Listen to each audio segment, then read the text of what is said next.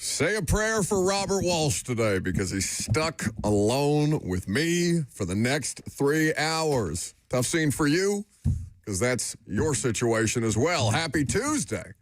Lucas is out for the remainder of the week for the holiday. Robert will take his leave tomorrow. We got you for the next 3 hours until 1 o'clock, 615-737-1045. That's the number if you want to jump in there. Facebook, YouTube, Twitter, and Twitch if you want to do a wellness check on Robert from time to time just to kind of see how he's doing back there. Might be a long day for you, bud. I don't know how this is going to go. I'm built for it. I can deal with you. But I very much disagree. That doesn't mean that people can't call me and just be like, hey, love you, dude. Yeah. Give me a call. Tell me you love me. You don't even have to get on the air and talk to this Scrooge. You can get in here and I'll give you some holiday well wishes. Some well wishes that were not extended to Phillip Rivers and the Colts last night. No, it was a pretty decisive win for the San Francisco 49ers, and that's kind of what we expected, right? 48-27. And it was fun in the early going. Phillip Rivers was, how much checking at the line of scrimmage have you seen a quarterback do like that specifically at any point, basically since he's been out of the league? I don't remember him conducting like that. We were in the A to Z group chat last night, A to Z Sports group chat last night, and I think it was Easton that said, it is so much fun to watch him conduct at the line of scrimmage. And that's what he was doing. Like, he's diagnosing everything. It's still so cool to see how sharp his football mind is, because that's the kind of thing, that's his superpower, right? He's not got the strongest arm. That was never his game. He's not mobile, God knows. He's big. He's a lot bigger now. He's face a little more squeezed in that helmet. He's got the dad bod. You can't be hating on the... I'm not hating. I'm just saying, like, he's physically bigger than I remember him being, but he's still the same guy. It's sick. Now, they get their asses kicked last night because the Niners are a much better football team, and there's only so much that Phillip Rivers can end up doing. In a loss, though, 23 of 35, 277, 2 touchdowns a pick. Brock Purdy was awesome in the game, 5 touchdowns. Probably his best game of the season. Yeah, McCaffrey, awesome, 21 attempts, 117 yards. He was very efficient last night. They've been having a hard time getting their run game going. Again, they can get anybody involved at any point. 2 touchdowns for McCaffrey receiving, 1 for Juwan Jennings, 1 for George Kittle, who's just a badass. Like, George Kittle, I don't know, going out and doing that game at Santa Clara a couple of weeks ago, and I know Titans fans don't want to hear, like, nice things about the team that's out there kicking your ass on that particular day. But he's one of those players in the NFL I love to watch. I love how much he loves hitting people, like the maniacal Joker stuff that he does, because he's an insane person. He enjoys the blocking element of his job as much as he does, coming down with huge contested catches like he was doing last night. So not a fun game, but some fun elements to it, because I'm curious to see what happens to the Niners. And what do you do if you're the Colts? They were 8-2. They have broken superfan Ferksy? Firkins? I can't remember his name. No, that's the one that has my signature tattooed on him. No, I think the one for the Colts, his last name is also Firkins. He tweeted last night. He's like, you think they're related? That'd be crazy. That would be incredible. That family reunion would be worth going to. No. He tweeted last night. I love the Colts. I love all the players, but we have to clean house. We need to clean house with the coaches and the organization and figure out a way. He's like pleading to Carly. I was like, oh no, this dude is all the way off the deep end. They started 7-1, and now they're 8-7, 8 and long, fighting for an opportunity to get in the playoff race. That's got to be one of the worst existences from the trade deadline to now. Oh, we got Sauce Gardner. Okay, we kind of traded a lot, but we got Sauce. Now we don't have a quarterback, but we're still in it. Oh, we got Phillip Rivers. He's old. Like, he just continuing to get bonk, bonk, bonk, bonk, Peter Cottontailed over the head, like week after week. It's tough. It's tough because you could tell that Phillip Rivers, like, legitimately gave them hope. A 44-year-old quarterback coming in to be the savior of your organization was never going to be realistic. And the thing is, he's playing well enough, but there's too many limitations there. They're secondary to Robert's point. They give up the draft capital for Sauce Gardner. They're banged It feels like if they don't figure out some kind of stabilizing situation for the immediate future, because right now they went all in on this particular situation. And I don't know how you feel if you're Chris Ballard. And there's a whole hell of a lot of, or a whole lot less of the sideline shots of Carly Gordon Irsay, or Irsay Gordon, excuse me. I always mix those two up. Wearing her headset on the sideline and writing in her notepad now that they are 8-7 after once being 8-2. Is it Gordon Irsay? Is she CGI? I believe it's Irsay Gordon. CIG is way less cool. If she was CGI, that would be awesome. It's about the best thing she would have going for her at this point in time. So I am curious to see what trajectory both of those teams end up making as we move forward through this, because that's going to be critical just to kind of bring it back locally. You've got a very, can I call the AFC South curious? I have called them the basement of the NFL. I have made calls for them to be defunded at various points in times. We've led a campaign to defund the NFC East. At its worst moments, there was a time where the AFC South felt similar. Feels like there's an uptick here. And maybe it's just because watching Cam Ward do that in a win on Sunday makes me a lot more optimistic, should make anybody a lot more optimistic about his future. Also because Trevor Lawrence appears to be actually good. Do I trust Trevor Lawrence now? I'm kind of scared to. I don't want to. I picked the Broncos. Me and Brett Kern got slaughtered this week in picks, by the way. Just absolutely wrecked. Brutal week for the for the pick segment. But I mean, Trevor Lawrence is playing excellent football right now. We talked last week about Coach of the Year and Kyle Shanahan and what he's doing with all the injuries to his team. But I think still continue to think leader in the club should be the leader in the clubhouse. I know Vrabel is the favorite. I agree with that, but I think there needs to be a conversation surrounding what Liam Cohen and Gladstone and one of the youngest coaching staffs in the NFL was able to do with a team that was scheduled to select in the top 5 of the draft and has turned this into a team that is fighting for the number 1 spot in the AFC. Like, it's an argument, the same argument for Vrabel, I think, can be made for Liam Cohen and what he's been able to do to that roster. Look, I think the biggest argument is they haven't been able to get Brian Thomas Jr. going the way he was in his rookie year, but having Travis Hunter go down and then making the switch to Jacoby Myers, trading for him, extending him, all one offseason, they have been swift, they have been direct. I think they've done an excellent job. It's just a question of, all right, do you approach the Trevor Lawrence of it? Because that was the biggest thing holding you back from a perception standpoint. Like, do you actually believe that the Jacksonville Jaguars are capable of winning a championship this year? I don't know how right now, after a 6-game winning streak with the rate of, or just the level of play that you're getting from Trevor Lawrence and how he seems to be in sync with the guy who's calling the plays.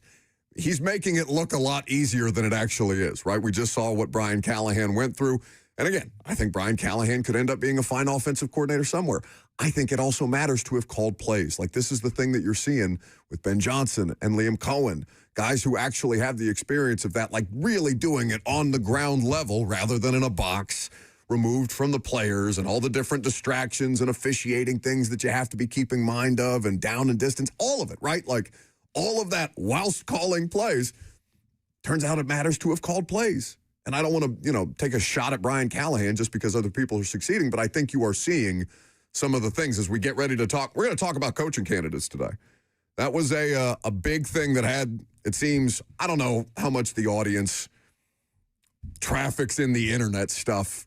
I mean, we all get our information, or a good deal of our information, from the internet. Now, specifically, Twitter bothered by some of the candidates listed by both Adam Schefter and Diana Rossini, and really more bothered about who was left off their respective lists of people that they expect to interview for this particular job. We're going to work through some of that throughout the course of today. But that's why I think as we talk about Liam Cohen and what's happening with Vrabel, and is it really Vrabel or is it Josh McDaniels, doesn't matter, because you need both elements of what they have on that coaching staff to, one, lead an organization, and two, get the best out of the rookie quarterback. Where does Dave Canales belong in all of this? Honestly, like that's a more long shot Carolina Panthers, but you're seeing some level of return on the investment there around Bryce Young. Still imperfect. Doesn't mean that you have to like consider him in the same category of these guys, but like different degrees of people who are doing the thing that you want done around Cam Ward. It is increasingly more obvious that the brain drain that has happened to the Tampa Bay Buccaneers over the last 2 years, losing Dave Canales and then losing Liam Cohen, has affected them. They do not look as explosive on offense, and it's been a detriment to them, but it has benefited the NFC South because the Panthers, a viable team in the NFC now, and you talked about Trevor Lawrence and his runway. I looked at his contract. Trevor Lawrence does not have a cap hit of over $50 million until 2029. Ooh. He has a very accessible contract, and that's why Liam Cohen's progress is two-pronged, right? Because not only has he raised the stature of the Jaguars and made them a competitor, he's also raised the stature and the thought of Trevor Lawrence. So say Liam Cohen decides, you know what, I don't think we can win one with Trevor. Because of his contract and because of how accessible and manageable it is, if they wanted to move off of him, a la the Steelers hitting them up last offseason going, hey, is Trevor available? We kind of need a quarterback. He has put them in the position to do so, where if Trevor keeps playing like this, he would garner, I would say, a monster trade. You could, I mean, squeeze so much blood out of that stone. Yes. Versus what you thought it was going to be when we went into this. And frankly, about halfway through the season, right? But this is the fun part. This is why I love this time of year, not just because there's consequential football and we're getting closer to the postseason. I miss covering playoff games. I'm looking forward to seeing how the Titans go about this because, for everybody's sake, right? Fans want to be in the playoffs. We want to work playoffs. Like, it's a great time. So to see some of the examples as we actually ramp up the coaching search stuff and what's going to be, who they'll bring in. They'll announce a lot of these interviews, some of the criteria.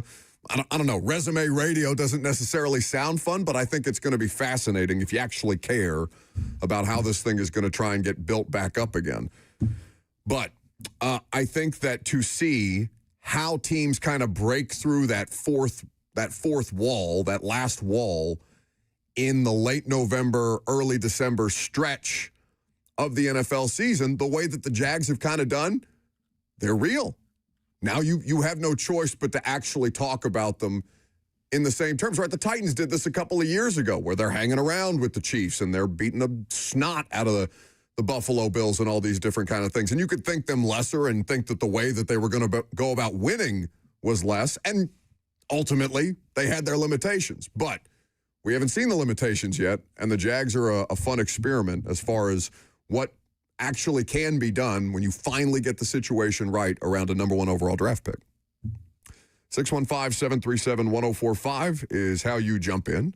F&M Bank Chat, Facebook, YouTube, Twitter, and Twitch, where people are already sending Robert their well wishes. I love all of you.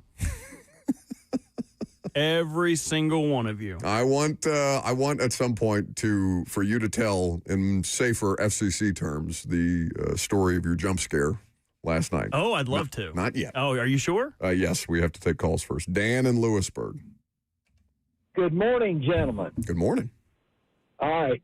First off, I'm going to jump on you, Buck. I think you should be giving Robert more love than you do. I am president of the Lewisburg Robert Fan Club, and we want you to give him more love. We want you to go to management and get him a Christmas bonus, a bigger raise for all that he endures working with you. He should be receiving hazmat pay this week, combat pay this week. Okay, quick follow-up, because I'm willing. We have a suggestion box. It's very close to me. So I will put that in. That's a shredder, dude. No, it's a trash can. Oh, okay. But I will consider this submission, but I want to know how many people, Dan, are in the Lewisburg Robert Walsh fan club. I need to know the exact head count. At the last count last night, after 4 6-packs of the beer, there were 6 of us. Excellent. I love it. I love it. We appreciate the call. Thank you for listening. Have a good one, Dan. See you, buddy. Checks in the mail. 6 fans? Not literally. No, he's saying he was seeing 6 people. It was him and a case of beer. At least that's how I understood it. Well, you know what? I take it as it comes. I take it as it comes. I bet there's Robert fan clubs built up all over the place. I don't think that's true. At least, where's my mom at? Troy. I bet there's Troy, North Carolina. Winston-Salem, North Carolina. They're places. You have headlines? Boy, do I like corduroy pillows. They're next.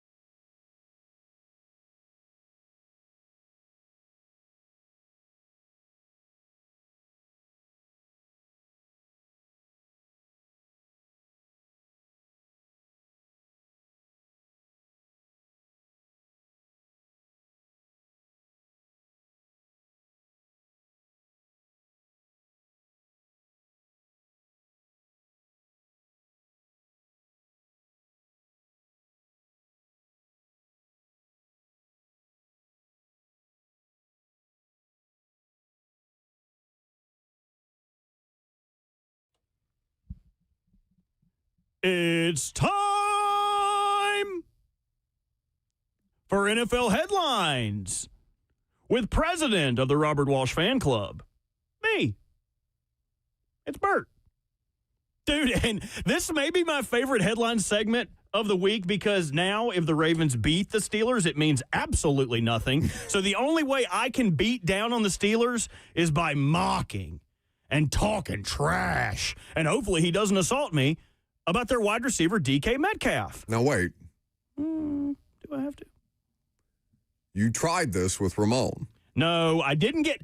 Okay, here is what happened. And the way that he shut you down No. was as just slick and cold-blooded. He should have been clearly suspended. Filled with Steelers-Ravens hate. No. It delighted me. He sunned you today. It should not. Well, I'll let you know something, a little secret, that Ramon can sun me whenever he wants because he is Ramon Foster. Sure.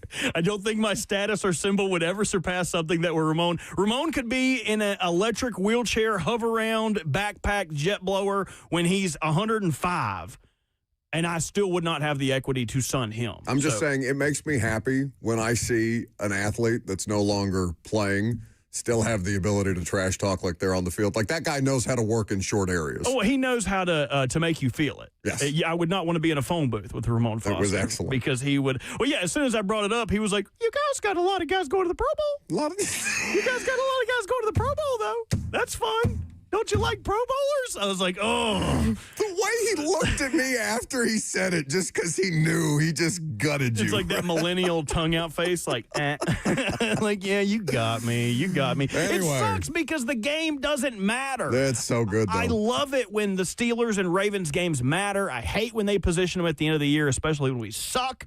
But something that maybe makes it suck a little bit less. DK Metcalf, who didn't have the best game against Detroit, but I think his actions off the field were the big story, where he assaulted a fan during an altercation. The fan was, if you haven't seen the video, I don't know where the hell you've been the last couple of days. The fan was leaning over the guardrail, and some words were exchanged.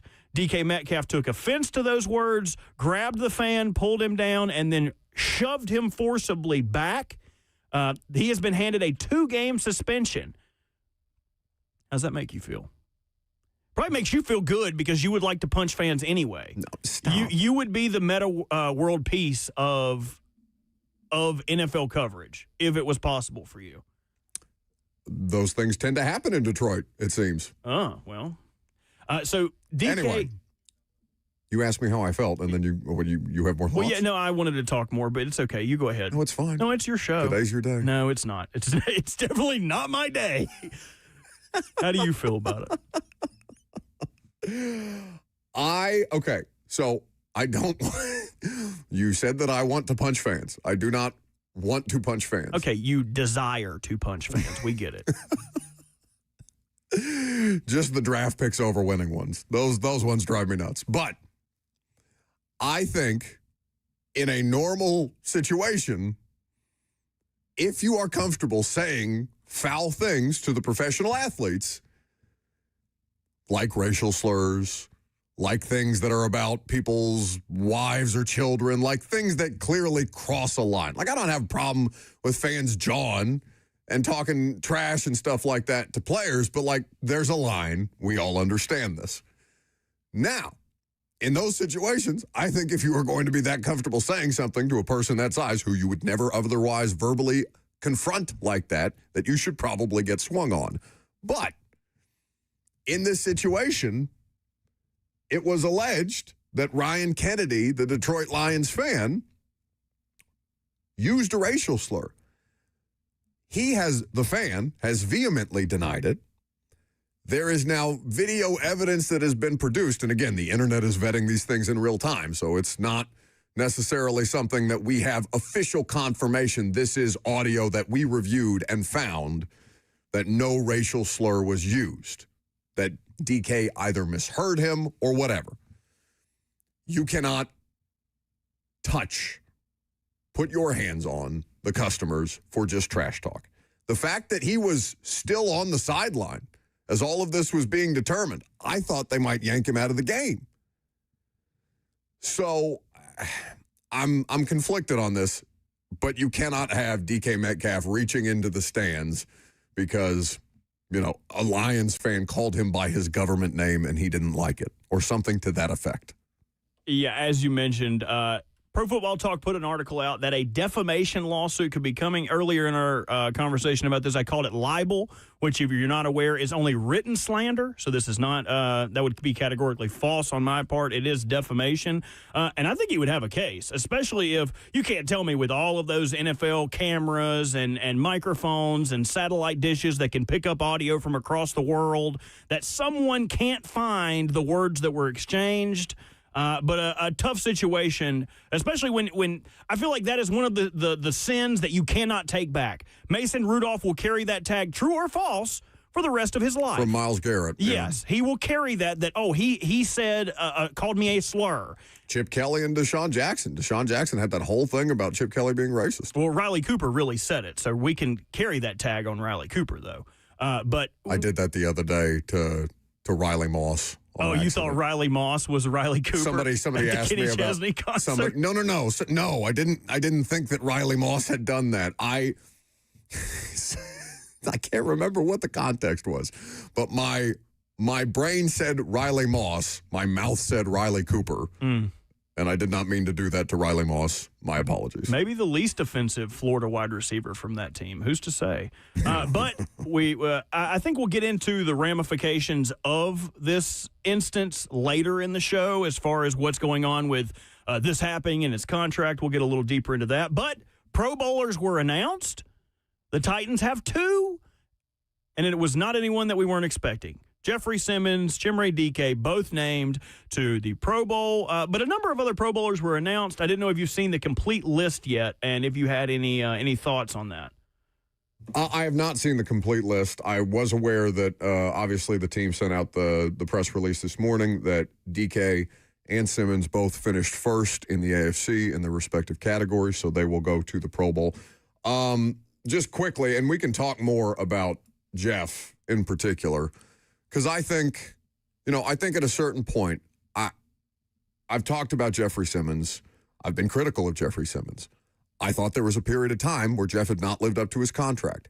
I think that Jeff has done ever since he started to become I'm not saying that because there was more criticism that Jeff's changed the way that he was doing things. I think that he cares so much about meeting all of those expectations and has put himself in a position. Like, I hate that he's had to go through the kind of losing that he's had to come out. I think he's going to be much better for this on the other side.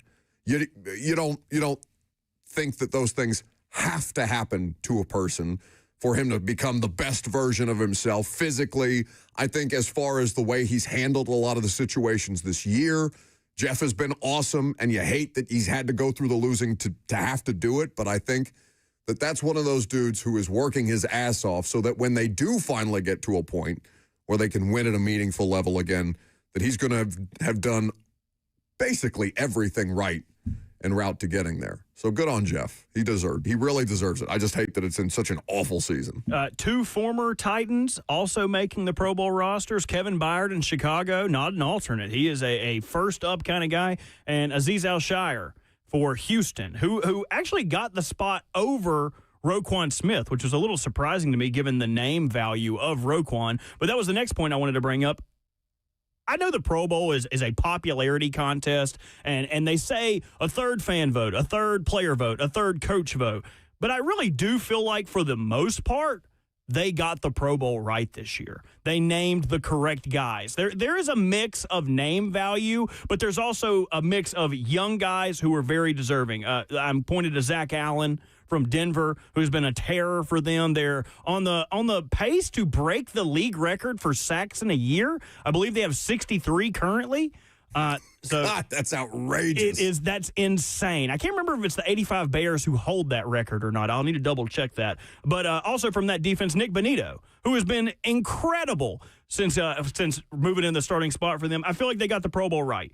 I don't feel like they were overvaluing people's names, but I'm always reminded of Bill Belichick talking about how he looked at Pro Bowl voting. So coaches can use Pro Bowl votes as a weapon because you can be eligible for PPE bonuses. So in certain cases, Bill Belichick would vote a Bills, a Jets player to the Pro Bowl, so their money would go up and increase their cap charge. And I'm trying to figure out where, generally, 2 years ago, Daniel Faalele made it as a Pro Bowl reserve, an alternate, and it raised his salary. And I was like, that is 100% people in the AFC going, all right. All right, you want to keep this big behemoth that couldn't block a wet paper bag bowling ball coming. He's a guard for the Ravens, if you didn't know. He's about to be a free agent. He could come to Tennessee if you guys need a right guard. He's 6'7", 360, just a large unit of a man. Yeah. Don't you want a guy like that?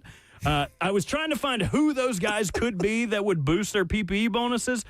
Tuli Tuipulotu for the Chargers, I believe, is our, for lack of a better term, our DEI Pro Bowler, where teams probably boosted him up so that the Chargers would have to pay more money for him in the following year. But that was my... You did not just call him a DEI Pro I said Bowler. For lack of a better term. For lack of a better term, you can't tell me that you couldn't find another outside linebacker. Are you going to get us canceled today? No, come on. I didn't mean it viciously. I'm not trying to doubt on Tuli Tuipulotu. I'm just saying, like, you're going to, you, the two of you, all right? You do this to me all the time. You roll a grenade in the middle of the show, and then you leave for a couple of days, and I'm just sitting there staring at Jackson, waiting for it to blow up in my face. Well, that's what you get. Kansas City threatening to leave Missouri and go to their namesake. Everyone would be right. All of your friends, all of your friends' girlfriends, hey, where are the Kansas City Chiefs at? They're going to go, Kansas? They could be correct. Now, I feel like this is more your bag. I don't get into the pay us. We want taxpayer money to build this. And the state's like, no, you're going to pay for this. I don't delve into that because I don't feel like I'm smart enough to understand it. So I was hoping that you could paint a more clear picture for me about this strife between the Chiefs and Kansas City. Well, it's just a matter of, because Chicago is currently, or rather Illinois, is currently doing this to the Bears as well. The state of Tennessee was far more amenable to building the Titans a stadium, to helping the Titans build a stadium, because it would be actually, in ways that I don't necessarily think it would be for Chicago, for example, it would be a massive boost to the economy for the scale of events that you could have in Nashville once you have a stadium that's properly outfitted for all manner of different kind of things, regardless of whether the Titans are good or not. Like, that's a huge win if you are, if you're going to get involved in local, or rather state politics. Locally, there was more pushback, actually, from Mayor John Cooper at the time. It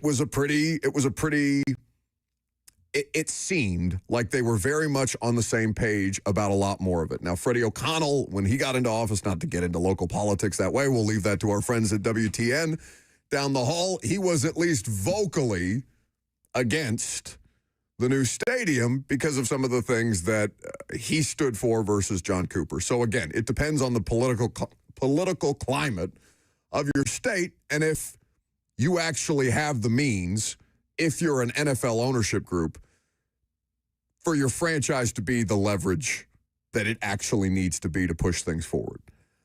I think that Kansas City, so I haven't read the full pushback from the state of Missouri on this, but the Chiefs, with Kansas Governor Laura Kelly and Roger Goodell, announced that they were going to be moving to Kansas City, Kansas, and that this is something that has been in the works for quite some time, because I guess they've been trying to figure out the new Arrowhead lease situation, and that, I guess, goes through 2030. So this is not going to be something that's immediate. This is going to be a process over time.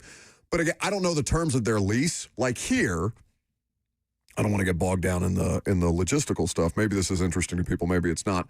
But here, the lease for Nissan Stadium kept the city on the hook for all of the improvements that would be necessary for Nissan Stadium. Like, that was the terms of the lease, okay? In the new agreement with the Titans having more responsibility for the maintenance of the stadium, which also gives them a greater level of equity in the thing that it will be and how much it improves, for the Adam Strunk family, their net worth and all these different things. Like it's a win-win for a lot of different people on a lot of different fronts in Nashville. Kansas City, the lease agreement may be different. I don't know all the details there. And again, I would not. This is subject matter that I'm very surface level on. Because the Titans, have been good enough to like bring us over to Nissan Stadium to let us talk to project managers and all the different things. I wouldn't pretend to know all the ins and outs. I just have a very, very surface level view on that. The Kansas City Chiefs are the last bastion of pro athletic hope in Missouri. If they did leave and were not able to work this out, they would be the 8th professional sports team to leave the state of Missouri. I hate Kansas City. The St. Louis Cardinals left Missouri at one point. The St. Louis Rams. This would be the 3rd NFL team to leave. The Kansas City Athletics, the Kansas City Kings in the NBA, the Kansas City Scouts in the NHL, the St. Louis Browns in the major leagues, and the St. Louis Hawks in the NBA. Kansas City leaving would be the 8th team. It's a terrible place. If the Chiefs left, St. Louis might be the worst city in America. Ooh. I mean, it's up there. Anything in Ohio. It really fell off. Like, St. Louis used to be a bit of a draw, and, the last time I went through there, I was like, oh, this makes me sad. The best part about that. It's what people, used to talk about.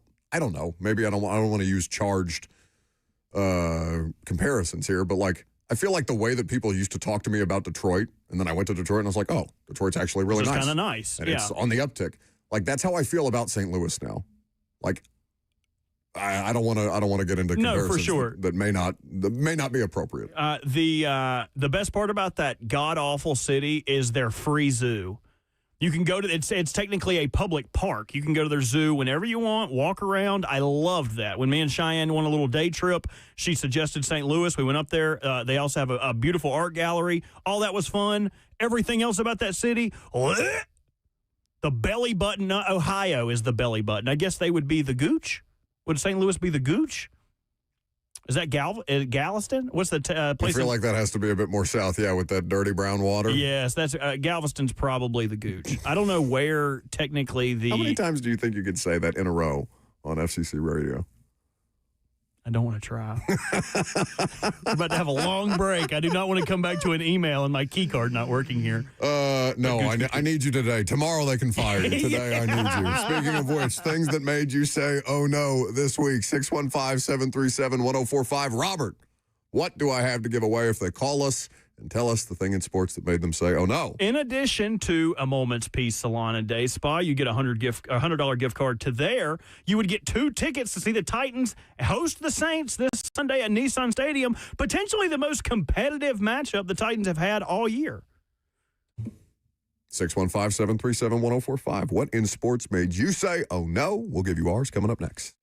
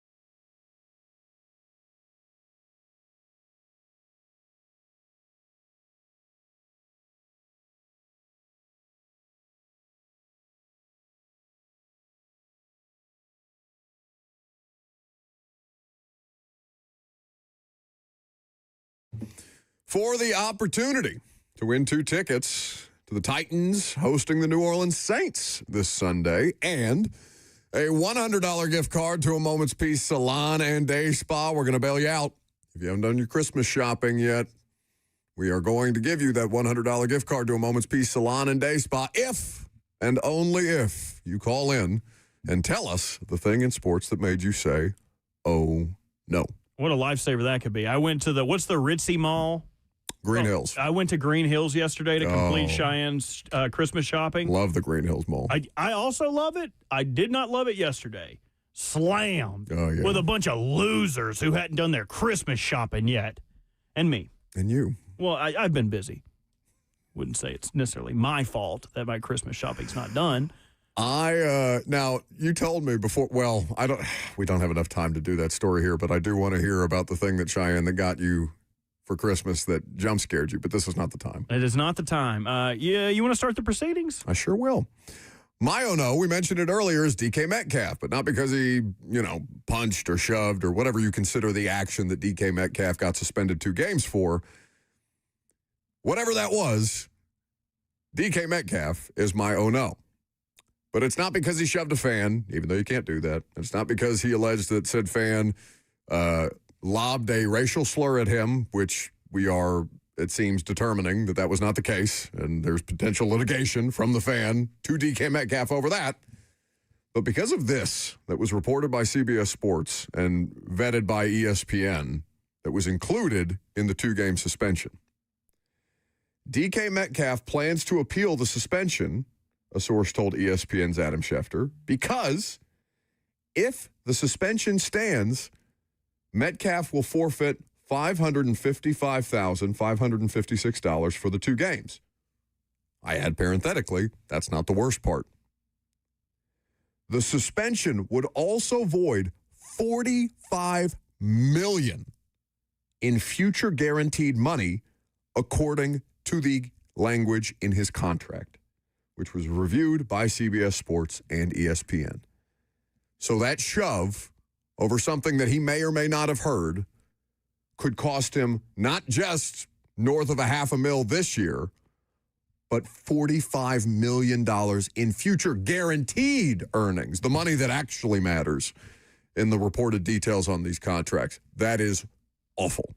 He was already, and I'll do this quickly because I want to give our callers time to do this. He was already under the 8 ball on the contract, signed a large 5-year, $150 million deal. Everyone's like, oh, that's a lot of money. In all actuality, it was a 2-year, $60 million deal. So now he took the rug out from underneath the Steelers of being like, no, you guys have to pay me next year. They don't know him squat moving forward if this suspension is upheld. And I'd love the language on it to know if it was just a singular suspension or if it is a necessary 2-game suspension for him to lose this money. My oh no goes to Tom Brady, who was going through it yesterday. We've all been there. You've been with a girl. She leaves you for a judo instructor. I know it all too well. He saw the post of Giselle announcing she was getting married, and he responded by posting on his story with, I don't know if the audience is familiar with Logic, but he has this suicide prevention song that's very sad, but it was needed at the time. He's an artist that talks about that a lot in his music, right? I guess he's dealt with a situation like that. I'm not totally familiar. Tom Brady posted a selfie of him in his car with a Forever Young hoodie on with that song playing, and then later putting up memes of like, put your head down and mind your business. Tom saying, well said. Tom's going through it. And I have to think that in Monday Night Football this week, some part of him said, I can still do that. If Phillip Rivers... Oh, no, he for sure could. If Phillip Rivers can do this off the bench, no training camp, coming out of retirement, I can do this. I can prove to Giselle that I'm worthy of love. I can go back and fix all of my wrongs. Tom Brady is my oh no this week. That's tough. Tough spot for him. Tough spot for Tom. Yeah, you could be the coolest dude in the world, and your girl's still going to leave you for a ugly-ass judo instructor. Well, isn't she pregnant, too? Oh, Lord. It seemed... He broke her mount, full mount, went up there, showed her how to do the... It would feel like, because, again, I don't know, because she tried to get him to retire a bunch. Yep. This is like the ultimate stick. The actions, what's the line about being met with the consequences of your actions. Oh, no, the consequences of my actions. Yes. Yeah. It may take 45 years for that to catch up to you, and you may win all of the things and make all of the money, but a woman can still cut you down at the knees. I don't know why he's not just posting, like, the beautiful 25-year-olds he has on his yacht and just being like, I'm living life, but... You talked to many 25-year-olds lately? I have not, no. I imagine it's a pretty tough conversation. I would imagine. 615-737-1045 is the number. What in sports made you say, oh, no? Okay, let's start with Dylan in Hermitage. Hey, guys. Unfortunately for Bert, mine is the Ravens. I cannot believe that I heard Harbaugh say that there was no drop-off with Lamar being out of the game, number one. That is insane, and if it's the case, then just make Tyler Huntley your starter and save all kinds of millions of dollars. And then number two, why are you not putting Derrick Henry in the end of that game? I'm a Patriots fan, so I'm totally fine with it, but that was just laughable. Like, I still don't understand it. Remember to stay on hold for the opportunity to win those tickets. Would you like to address that one? Jay in Spring Hill. Jay, what's your oh no? Go ahead, Jay. Hey, good afternoon, guys. Okay, so my oh no is the hydration team. This is just getting insane. So this weekend, my wife even noticed it. Like, it's a one-score game, like 2 minutes, 10 seconds left. Defense calls timeout. They run the ball. Defense comes out. The hydration team comes out. 2-minute warning. The hydration team comes out and waters the players. They run the ball again. Stop the clock. Hydration team comes out and we punt it. It's like 4 or 5 times in a row. It happens in close games, every game, and even in the college playoffs it happens. But anyway, my own no is the hydration team. It's just insane. They don't need water every 20 seconds. Give it to them one time. And let's just move it on. Okay. I agree, Jay. They should bring back salt tablets. Stop drinking all that water. Save some for the fishes. You got to get a first down here. I love that you called in, Jay, but sometimes it just feels like we're finding things to be upset about. Jay's pissed because they're getting too many water breaks? Like, if it would, You're down 13. You don't need water. They're taking the timeout anyway. You know what I'm saying? Like, I mean, I don't know. Sure, how many of them actually drink water like every time that the hydration team comes out there? Like, they don't have to drink the water.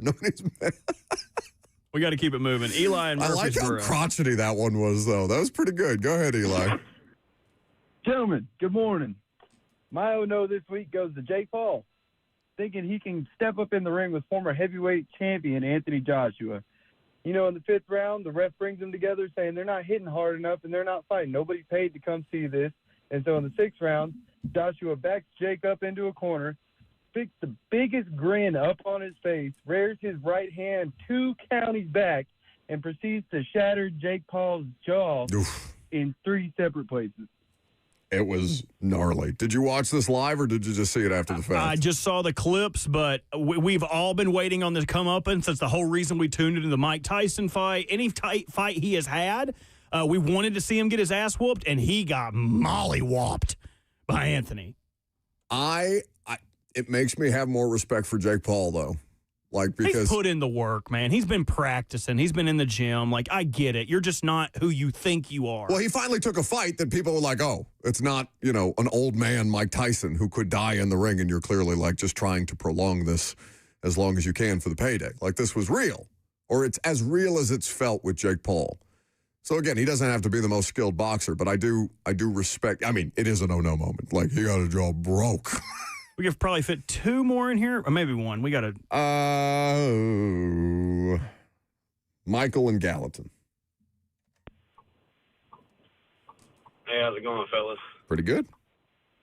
My oh-no goes to David Pasternak. A couple days ago, he was trying to chirp Brady Kachuk into fighting him for like 2 shifts, and then finally someone come off the bench for a shift and dropped him in about 20 seconds. the true definition of F around and find out. Oh, did you see that? Nothing beats a hockey fight. No, I missed it, but I this brings up the don't let that bulldog mouth overload that puppy dog ass. Yeah, hockey is definitely that sport. Like, if you want to find out if you think you're tough versus being an actual tough guy, like, go out there, test a hockey player, see what happens. I'm partial to Eli there, though, because the Jake Paul one is like, that's an oh-no moment. Let's give it to Eli. Okay, very good, Eli. Enjoy the Titans game and that $100 gift card to a Moment's Peace Salon and Day Spa. Coming up next, we are going to get into the Titans job candidates that have been reported. Adam Schefter was on Blaine and Zach last week. Diana Rossini put out a list this past Saturday.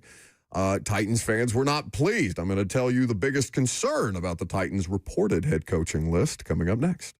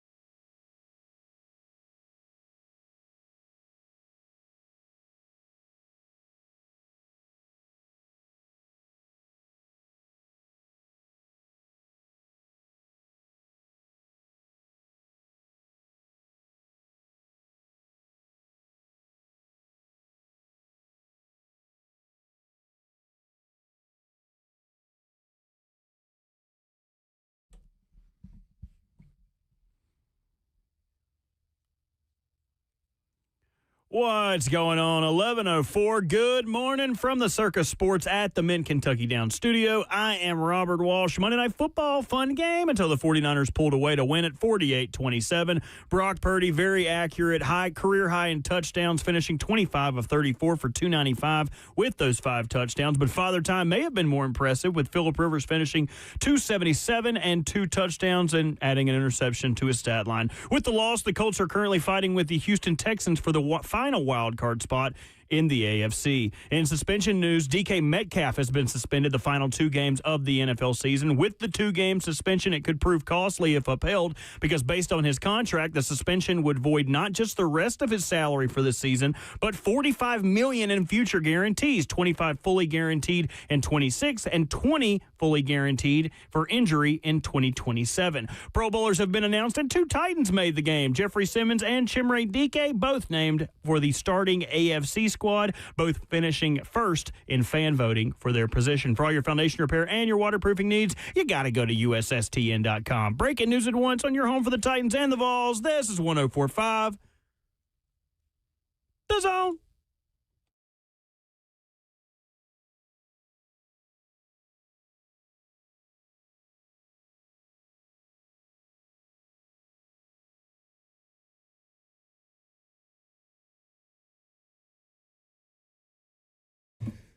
So while the Titans won a game this weekend, they did so against a team that has somebody that's going to be very heavily considered for this team's head coaching opening. Welcome back to the show.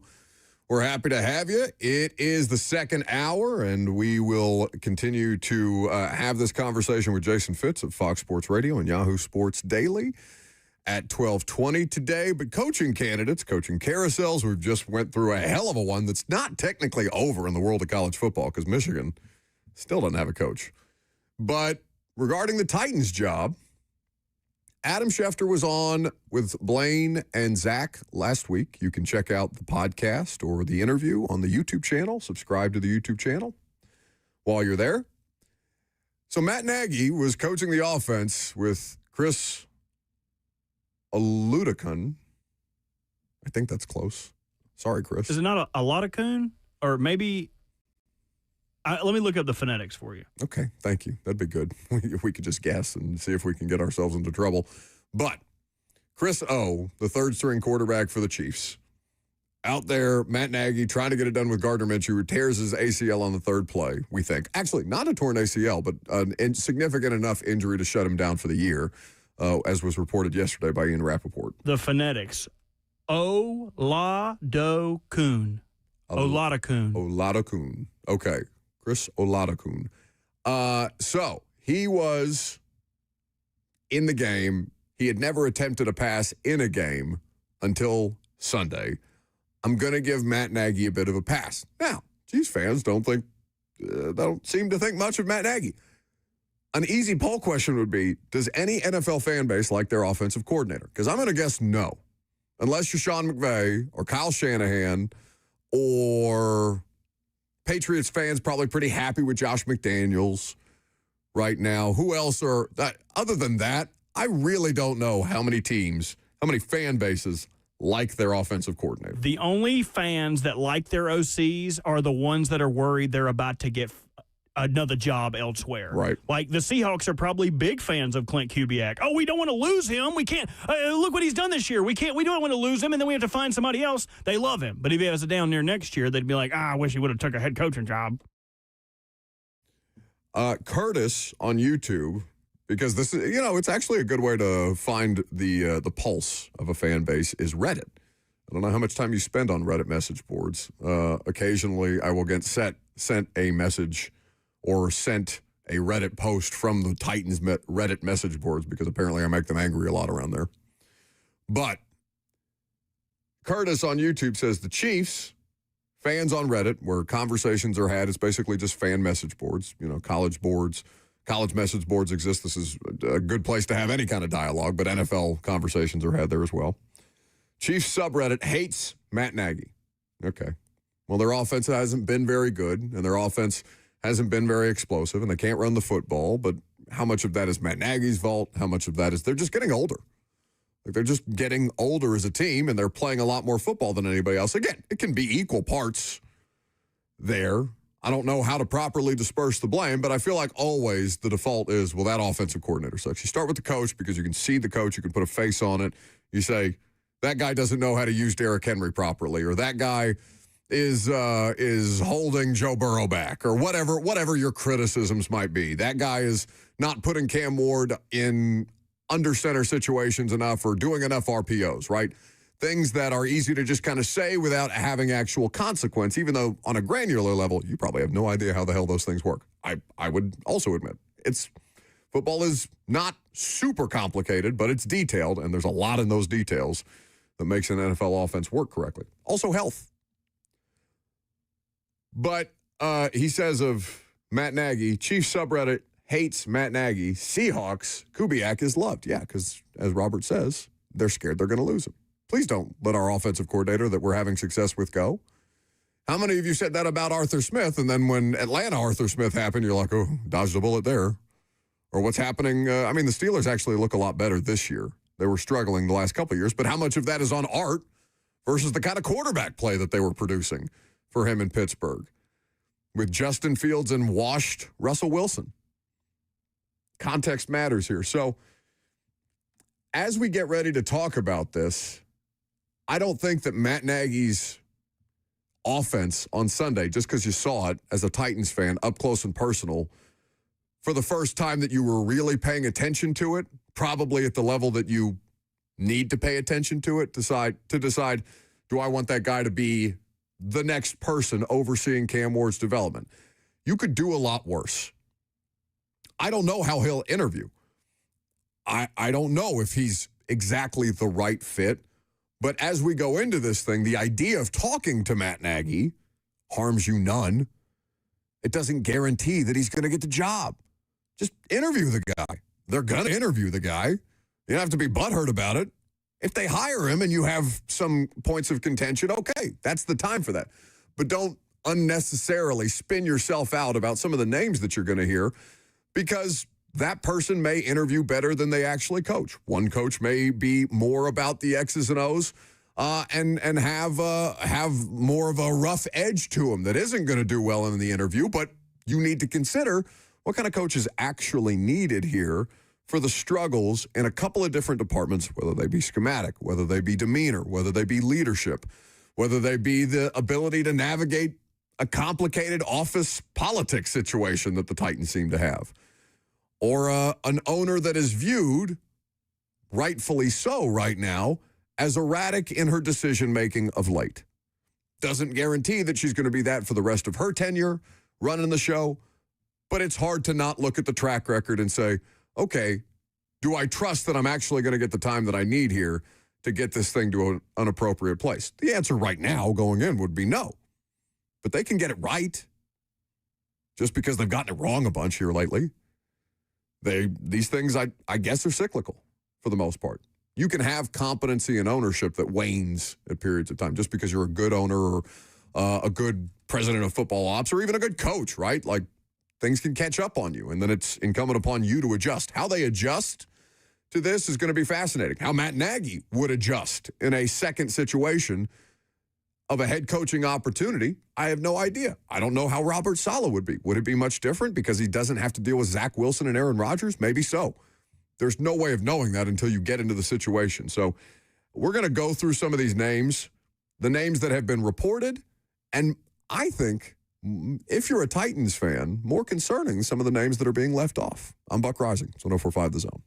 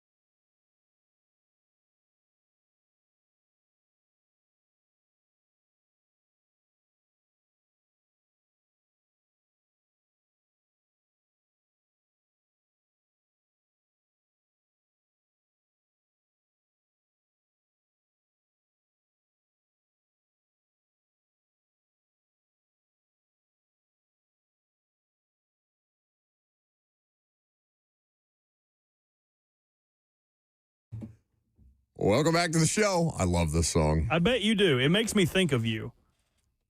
In your smile.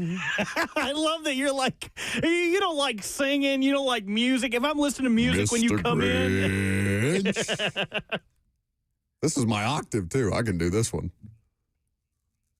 Oh, so good. What a banger. You kind of sound like you. You should do a Christmas album. I could probably sing this one word for word. Like it's a low enough range. I can't hit high notes. Like you have legit range. It may be bad range, but there is a greater range that you can hit vocally than I can. A Jack Black-esque range. I would agree. I gotta stick with the low and slow. You know, I can do Johnny Cash. I can do Josh Turner. I can do who sings that song? It's like Thurman something. It sounds like a name out of Thurman Thomas? No, I don't think so. Oh, Bad to the Bone? George Thorogood? Who are you thinking of? No, it's like Thurgood. No, Thurgood Marshall. It's Thurman something, I want to say. I can't remember, but I just remember seeing that one time and being like, that's a name straight out of the 1930s. Titans coaches. Yeah, sure.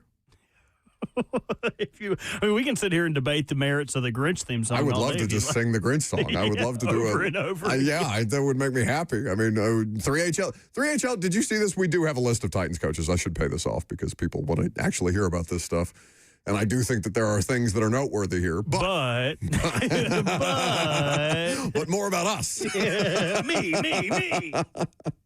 Listen, the moment they let me have my name and leave the two of you off of the name of the show, that was the moment that you lost me. Like it was always going to be this way. So 3HL's having a karaoke night, and we didn't get invited. What? Yeah, that's what I'm saying. I had to hear about it. I never have.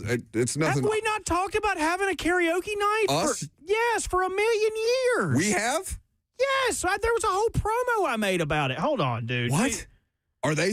Oh, you're alleging they're stealing our idea? No, I didn't allege anything. I'm just saying that I have been wanting to sing in public for a while also being drunk and double fisting something. I wish I would have been invited. Yeah, I agree. I had to hear about it on 3HL. I'm never in the car when they're on, and I just happened to be in the car that day, so I had it on. And Davenport was talking about doing a karaoke night, like a listener karaoke night. I said, hey, what the hell? I want to go. What's your go-to karaoke song? Oh. Mine's How Do You Like Me Now by Toby Keith. Oh, dude, probably 5 songs from Toby Keith's catalog I could pick. But Should Have Been a Cowboy, You Shouldn't Kiss Me Like That, I Wish I Didn't Know Now What I didn't know, whichever one it was. Uh-oh, the hotline's ringing. Uh-oh. Anytime I see this name come up, you already know who it is. That's usually... Merry Christmas, Ron Slay. Hey, Let's get this correct. Let's get this correct. I'm always listening. No, we did not steal any ideas. We've been talking about this since we were in the old studio. How dare you, Robert, allege that Ron Slay would steal your idea? I didn't say anything about stealing. How dare he? And I can't believe Bert would do a thing like that, knowing that when we talked about this, we talked about it on air. They put it off 3 different times, 3 separate occasions. So when y'all just said that, I'm sitting there like, damn, are we really having one? I think it was just Dawn and Brent. So it's not a real thing. No. She said she had been berating Rich Ferris, our promotions director, about this. Yes. Yes. But that's what I'm telling you. I've been working there for 5 years. It started in year 1. That's what I'm saying. And we've been telling them since year 1.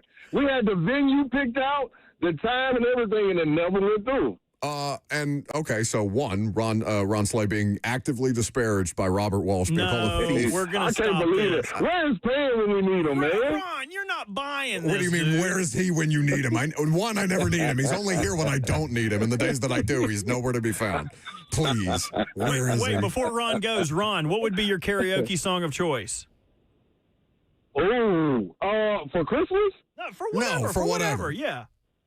Oh, whenever Timex Social Club, Thinking About You. Okay. Ooh. Okay. Strong submission. Yeah. All right. But all I'm saying is if this karaoke night happens, I would like to be included. That's all I was saying. Yeah, we just want to be invited. I wasn't invited to the birthday. Dude, if we think y'all ain't invited, like, we're going to have a backstage and everything. We're going to try to do this exactly like Buck does his get up at the hotel, man. Yeah. I'm trying to make this a big event, dog. Like, come out on stage and perform. It's a show. The only reason Like I do Apollo. that show, is so I can get drunk in the green room, Slade. That's why I love that show. The green room is the greatest thing. You need to auction. Guess what, Buck? Next year, you need to auction off someone, a listener, to be able to come into the green room for at least 30 minutes. 30 minutes. No. 30 minutes. No, you know what? For charity, I will think about it. We'll put them on a 30 timer. minutes. And then we'll start, then we'll get into the real mess when they leave. When they leave. That's Guess right. what? I get them so fried, they'll have to leave the entire event after that, man, too. Last year I was tore up. Boy. Yeah, you wouldn't think that you would get that drunk at a film analysis show, but by God, we do. Yes, you do. It's a time. All right, take your ass to the shadows. Get out of here.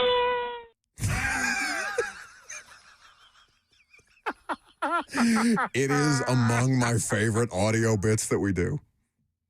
Oh, God, I just remembered how hungover I was the day after the install, and I'm hurting all over again. It's because I had to send your ass home. And it was, you had Brian Callahan in the back, and I was like, Brian, who's somebody that happened in the draft that you really like?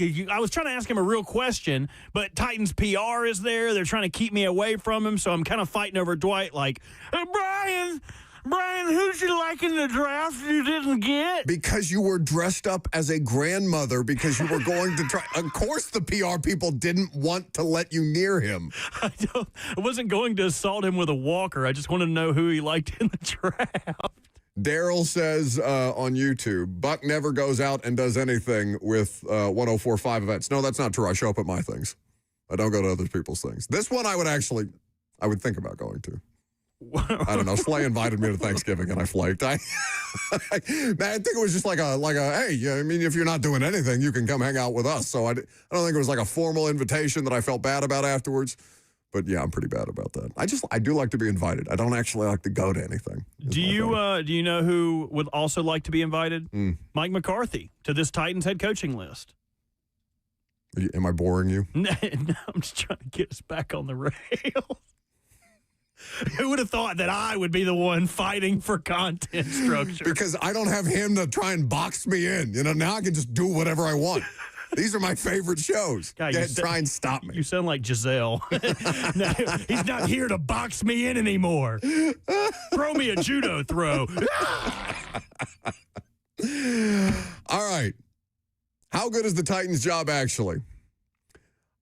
Jason Fitz, who will join us, we'll talk about this because there was a ranking of job openings. We will also, by the way, not to derail us further, but get Jason Fitz's top 10 Christmas songs. He's very excited about this. Grammy voter Jason Fitz. Anyway, he took issue with the ranking of the Titans' job in that Bill Barnwell list of theoretical jobs that could be open, which Cincinnati, it doesn't sound like they're going to fire Zach Taylor, which I kind of think is crazy. I mean, I would be pissed if I was a Bengals fan. And maybe you say it's not all his fault and like they'll pick a defensive coordinator for him, but I don't trust that organization at all. At all. Anyway, the Bengals were the best job theoretically available on that list, even though Zach Taylor hadn't been fired yet.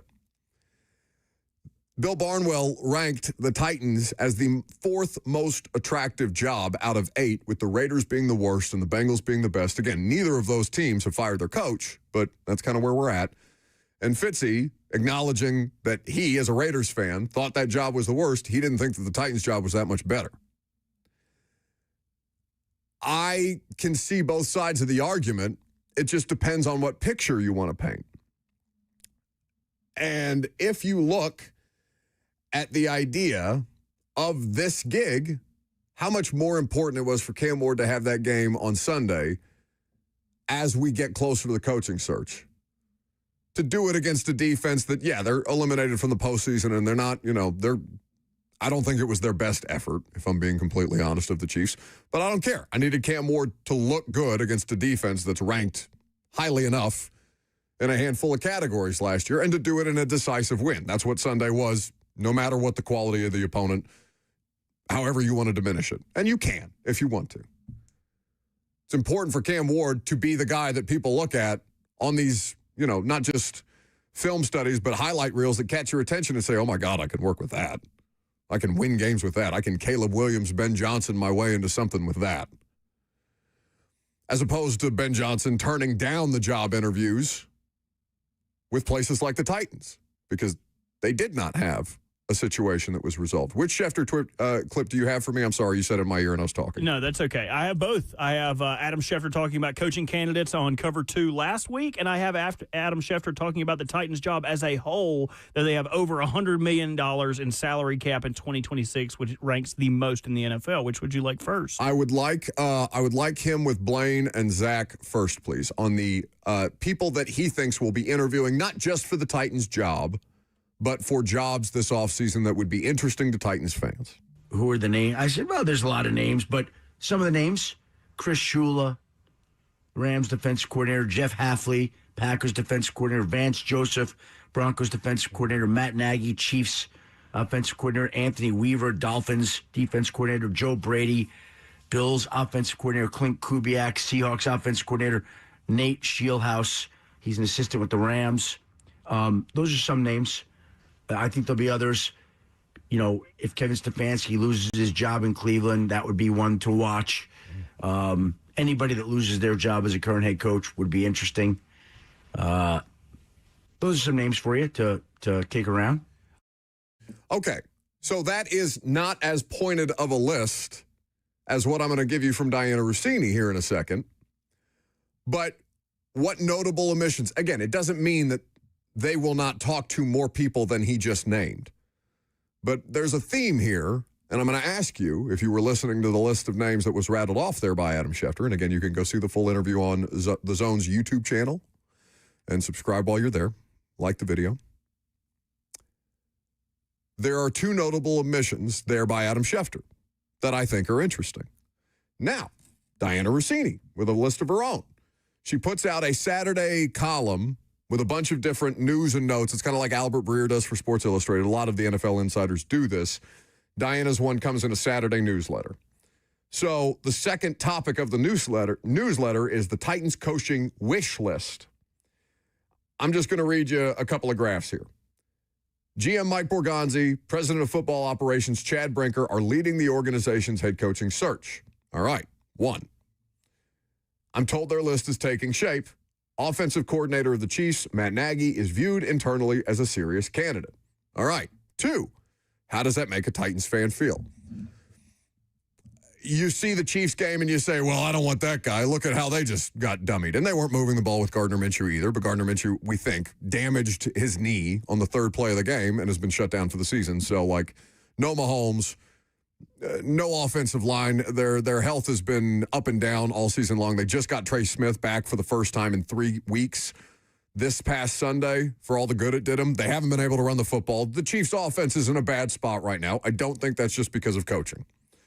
So Matt Nagy, here in Nashville on Sunday, no reported or observed interactions between him and Mike Borgonzi. Worth noting there. The other part of this is that Tennessee, she writes, plans to reach out to several defensive coordinators, including, so not limited to, but including, which means that there can be more names on this list that happens to have one omission that I think is notable, including Colts DC Lou Anarumo, Jeff Hafley of the Packers, Anthony Campanelli, I'm not sure how to say Campanelli of the Jags, Rams Chris Shula, Texans Matt Burke, who's been here before in a smaller capacity, and Jesse Minter of the Chargers. Which 2 names did neither Adam Schefter or Diana Rossini mention in the Titans coaching search?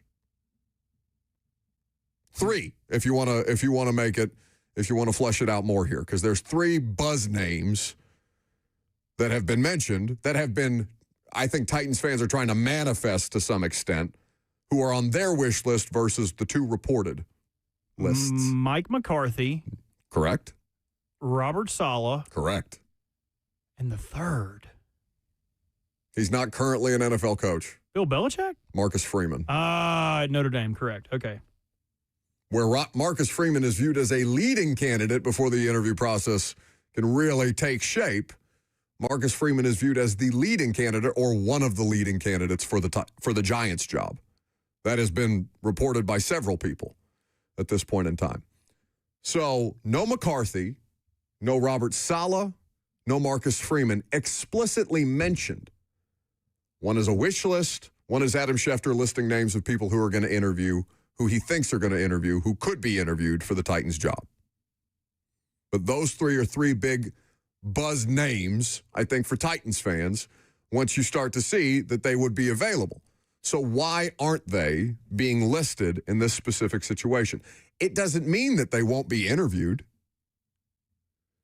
But I do think it's notable that if we're talking about the idea of a quote-unquote wish list, that McCarthy, Saleh, and Freeman are not explicitly mentioned because they're being mentioned by a lot of other people, credibly or not. I don't know how concerning that is. I was in San Francisco a couple of weeks ago. Tracy Sadler, who was my co-host for Fox Sports Radio, she's a Niners reporter based out of Los Angeles. She travels for games. She does their pregame and postgame. I was asking her and a couple of other people around that game about Robert Saleh. Got nothing but good feedback.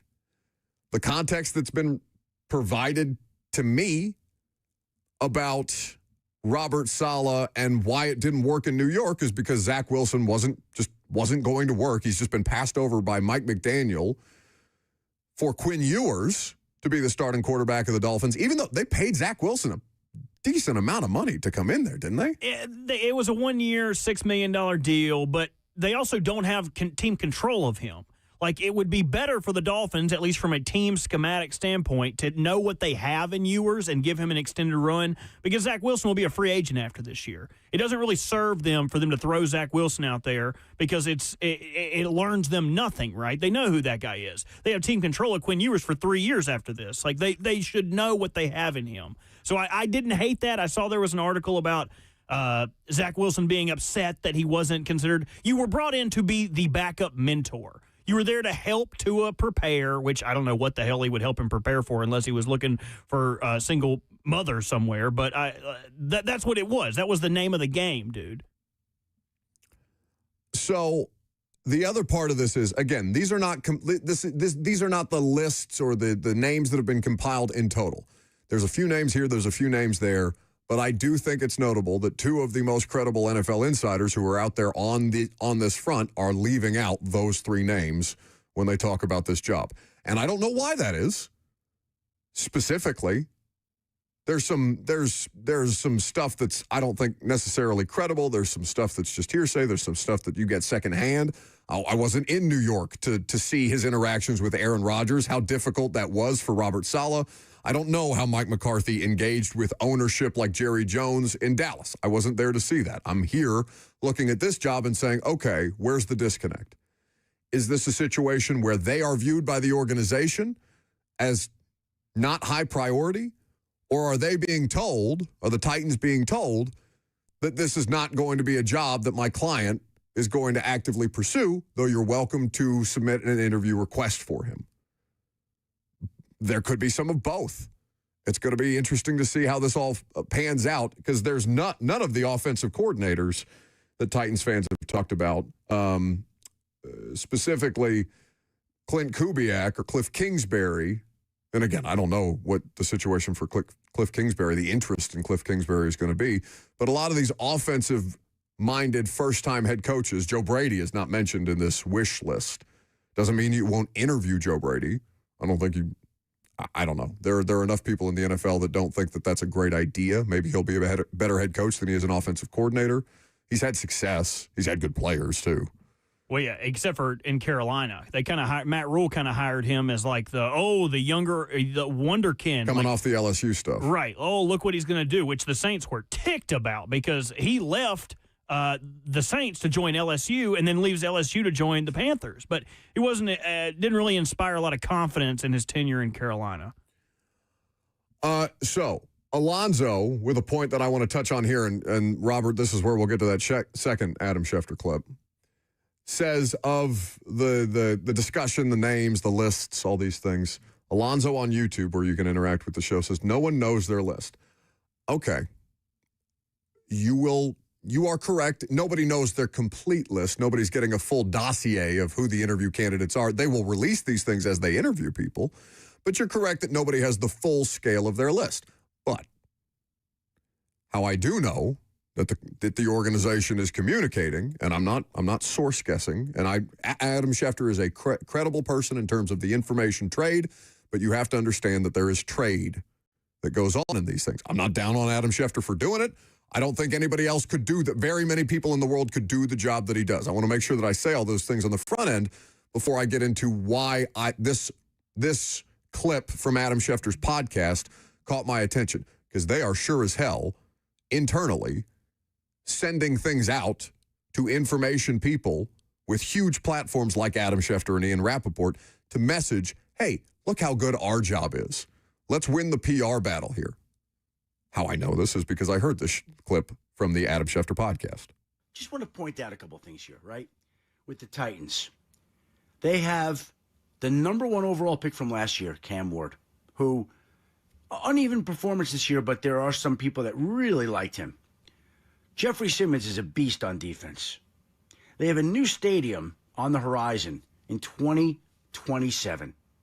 They have a great young general manager, Mike Borgonzi, who they hired away from Kansas City after he spent 16 years there. They're projected to have, get this, Ty, projected to have over $100 million in cap space in 2026, the most in the league. I mentioned the new stadium. We have the city of Nashville. We have an owner, Amy Adams Strunk, who's invested tens of millions of dollars in football facilities over the last couple of years, who helped bring the draft to Nashville, which people never thought that Nashville would have a draft. And she helped bring the new stadium to Nashville, a venue that will host the Super Bowl here shortly. So there are a lot of things going on with the Titans that, to me, make that a highly attractive job. He may as well have just been doing an ad read. That is straight off the Titans PR presses, baby. This message brought to you by AAS Security. Uh-huh. Now listen. They should be. They should. I don't care. If I'm a fan, I don't care that they're conveniently leaving out all of the bad that has come associated with that owner. And listen, none of those things are factually inaccurate. They have a ton of cap space. But if I'm the next Titans head coach, I don't give a damn about Nashville hosting a Super Bowl unless I'm playing in it. An advertisement for the new stadium, I have to imagine that, yeah, that's probably nice, but the facilities are way more important. And the draft being in Nashville and all these different things, what does that have anything to do with the actual job of coaching the Tennessee Titans? That, and again, I'm not guessing. I'm not going to sit here and openly guess who Adam Schefter is talking to. I don't really care. They should be doing that kind of stuff. But they're out here trying to win PR, get favorable, be viewed favorably. And, if Adam Schefter happens to be able to be the first one to break that the Titans are hiring X, Y, and Z as a head coach, well, that's okay to have traded that information in those situations. But to ignore that that's not what's happening. I mean, they're going to be messaging this thing. They're going to be testing the waters on this stuff. That's how this works, to see how things are viewed. You may mention a name that you have no interest talking to an insider to see what the reaction is from the public when that insider puts it out there. There are components to this that you have to be cognizant of. And it doesn't matter none of it matters as long as it works. I don't care about them winning the PR battle or the press conference as long as they get the right coach. So if that's what they feel they need to do to make this thing be viewed as attractively as humanly possible, okay, just get it right. Coming up next. Uh-oh. Do I have to? Yes, you have to. Why? Because we don't have Friday Fire. I have an extra pair in the order of Christmas spirit. I've been pretty damn positive all week. I did a positive Titan show for 3 hours yesterday. Well, it would not hurt you to be a little positive once more, because in lieu of Friday Fire, we are going to have weekly positivity, and I have one more pair of Titans Saints tickets to give away. If you can tell me what has made you positive this week. 615-737-1045. Do I have to do it? Yes, you have to do it. Weekly positivity next.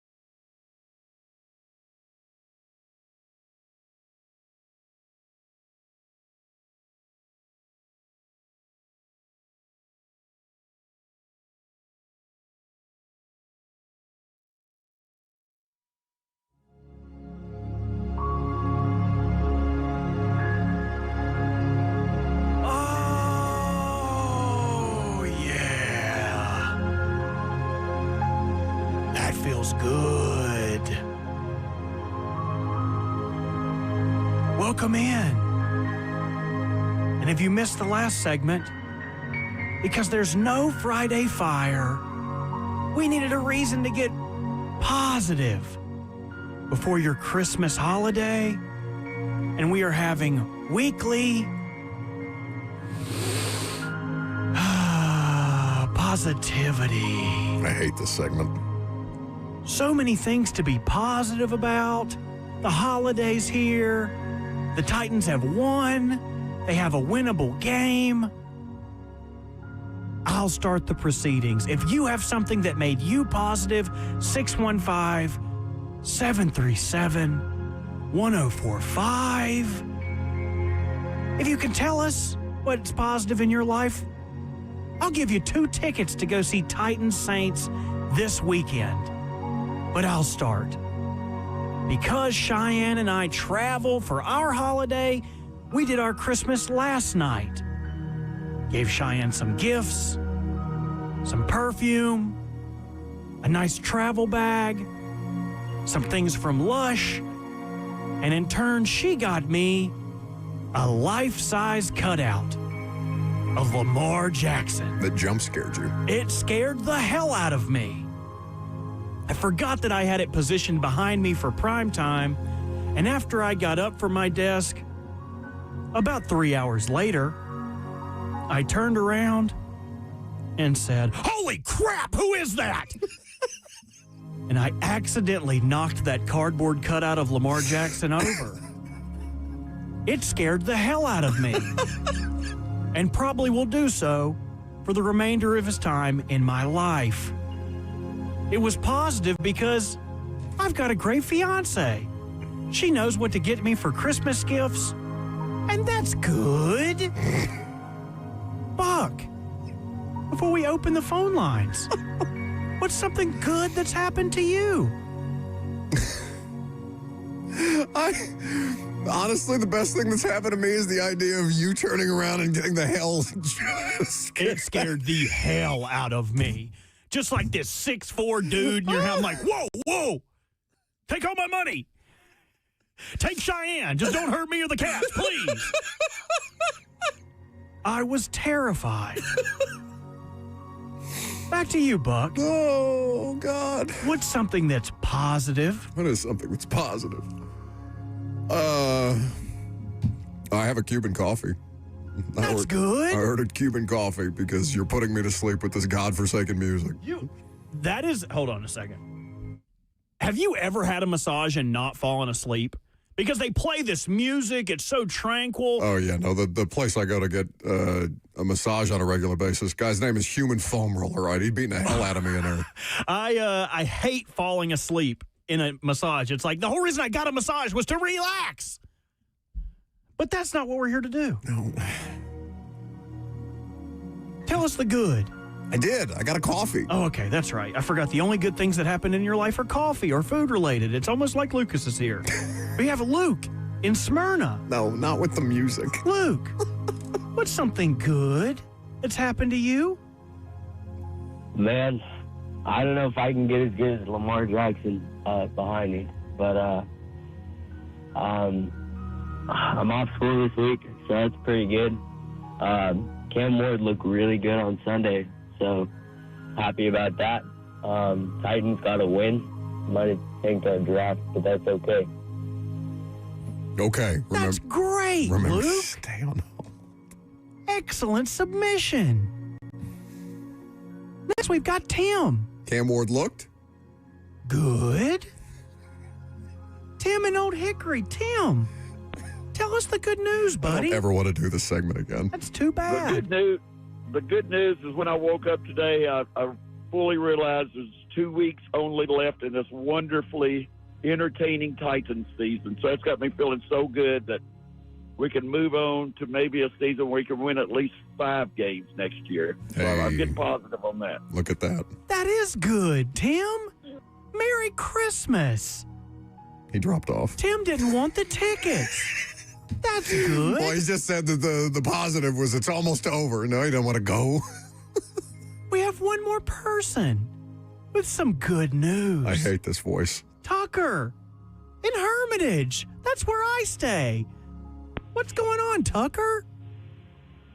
What up, guys? So my good news is I gifted my wife a kitten for Christmas. I've never had a cat before, so I was a little skeptical, but my dog and our new cat named Obi, they have been doing so well. It's unbelievable how quickly they've become friends. They're laying beside each other on the couch, and that's just really got my mood up because, you know, I was a little concerned about how they would interact or how they would meet at first. But that's very wholesome.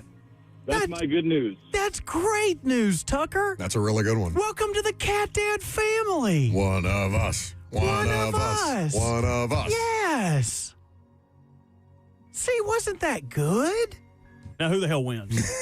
Who wins? Because I'm prone to go with Tucker here. I will second the motion and move to voluntaries. Congratulations to Tucker for getting us through the weekly positivity. The final hour. No. The final hour's coming up, and that's good. No, Buck, you can't. Buck's leaving the studio. When we come back, we'll talk about the next thing that's good. Jeffrey Simmons making the Pro Bowl. We'll see you on the other side on the Buck Rising Show.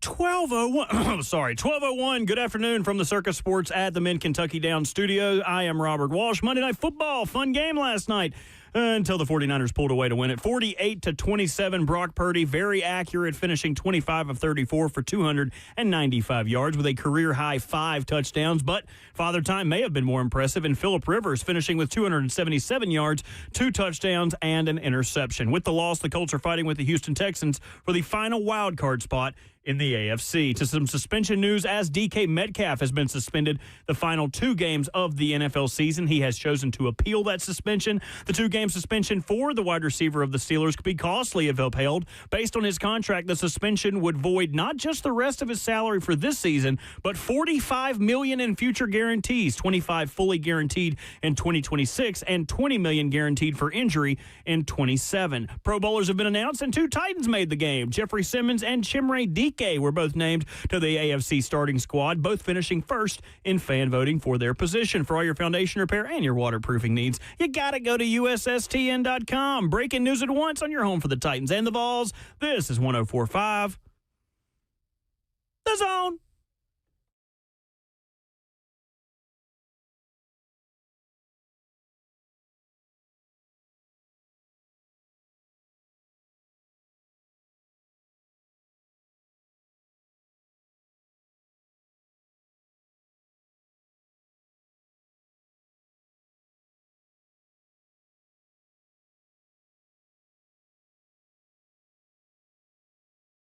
Congratulations to Jeffrey Simmons and to Chimere Dike, who were voted to the Pro Bowl for the Tennessee Titans. The Titans will have 2 starters. They finished first in their respective categories in the AFC.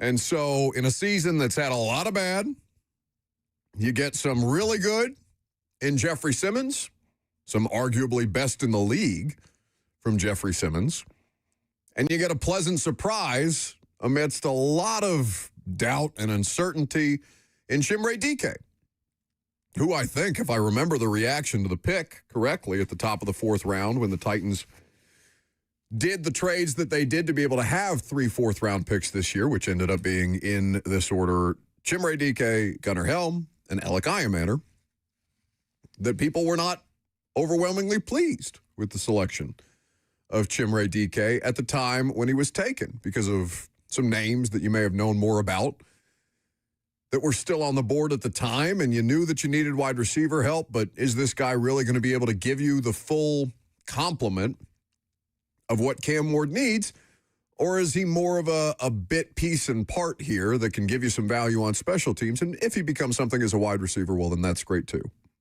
You've been awesome. So congratulations to them for making it to the Pro Bowl in a season where there's not many other good things to say about how it's gone. Feels a little better recently with the way that they've been playing on offense, with the way that they've been getting complimentary football in more moments. Moral victories for sure. And at some point, the moral victories are not going to be enough. And this version of the team that they're building needs to show fans some sign of, okay, they are at least headed in the right direction. Now, for Jeffrey Simmons, and we talked about this to start the show because the news came out, about a half hour before we went on the air today.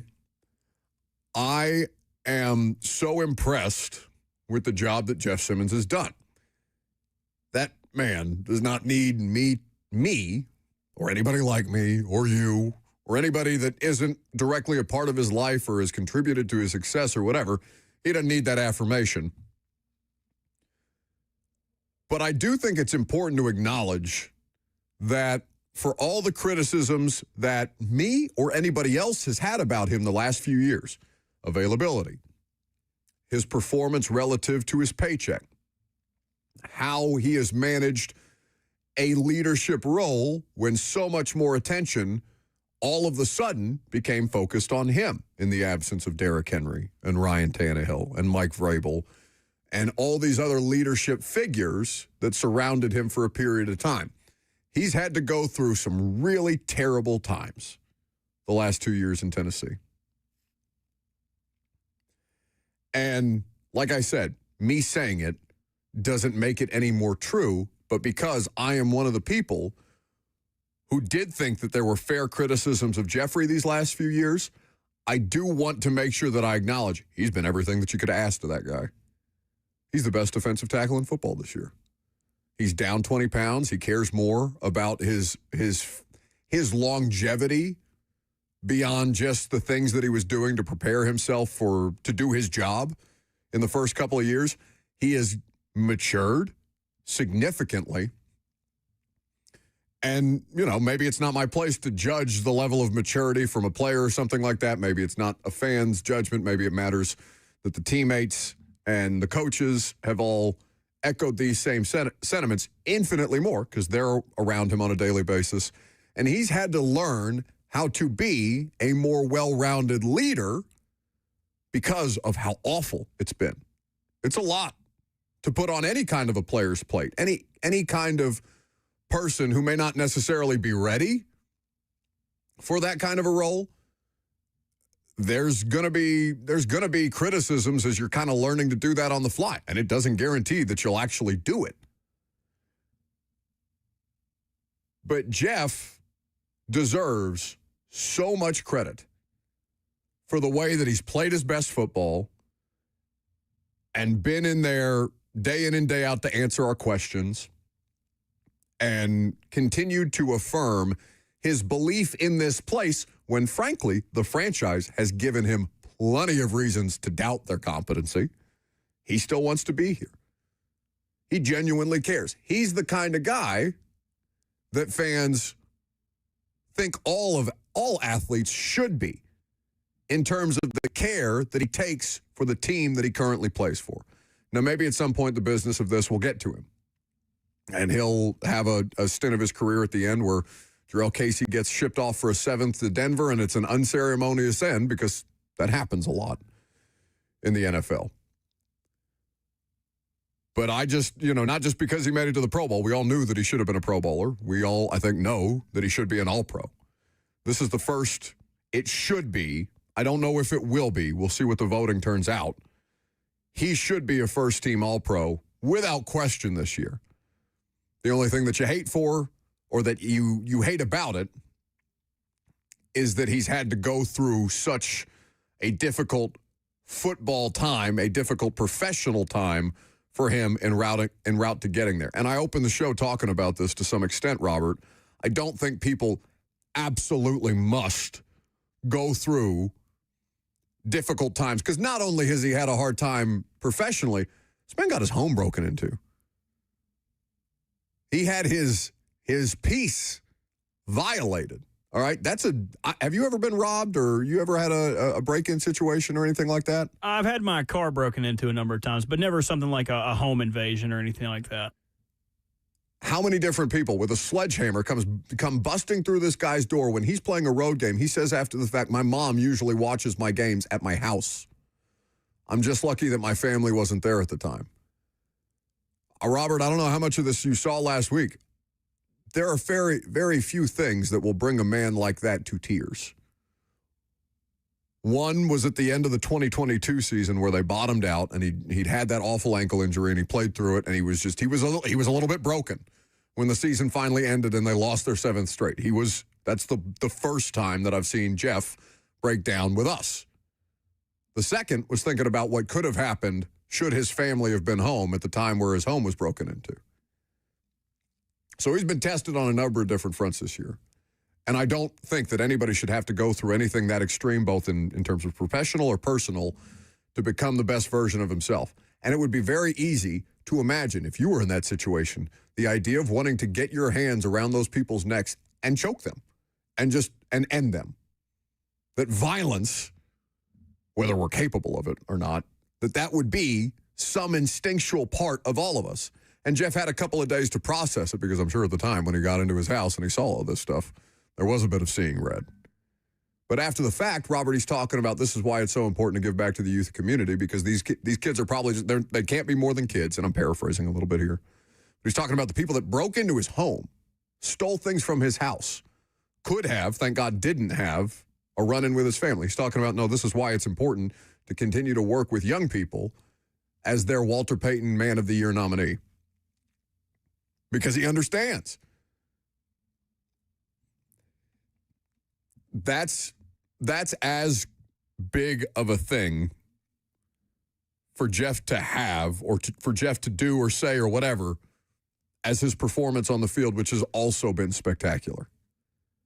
As you noted, it would probably be really easy for him to just say, "Oh, hell with it. Like, send me to New England. Send me somewhere else. I don't want to be here. Not be a good soldier." I've said it a million times. If I was him, I would want the hell out of here so fast. And it could have happened a number of times, not even just this season. Like the whole last 3 seasons they've been doing this.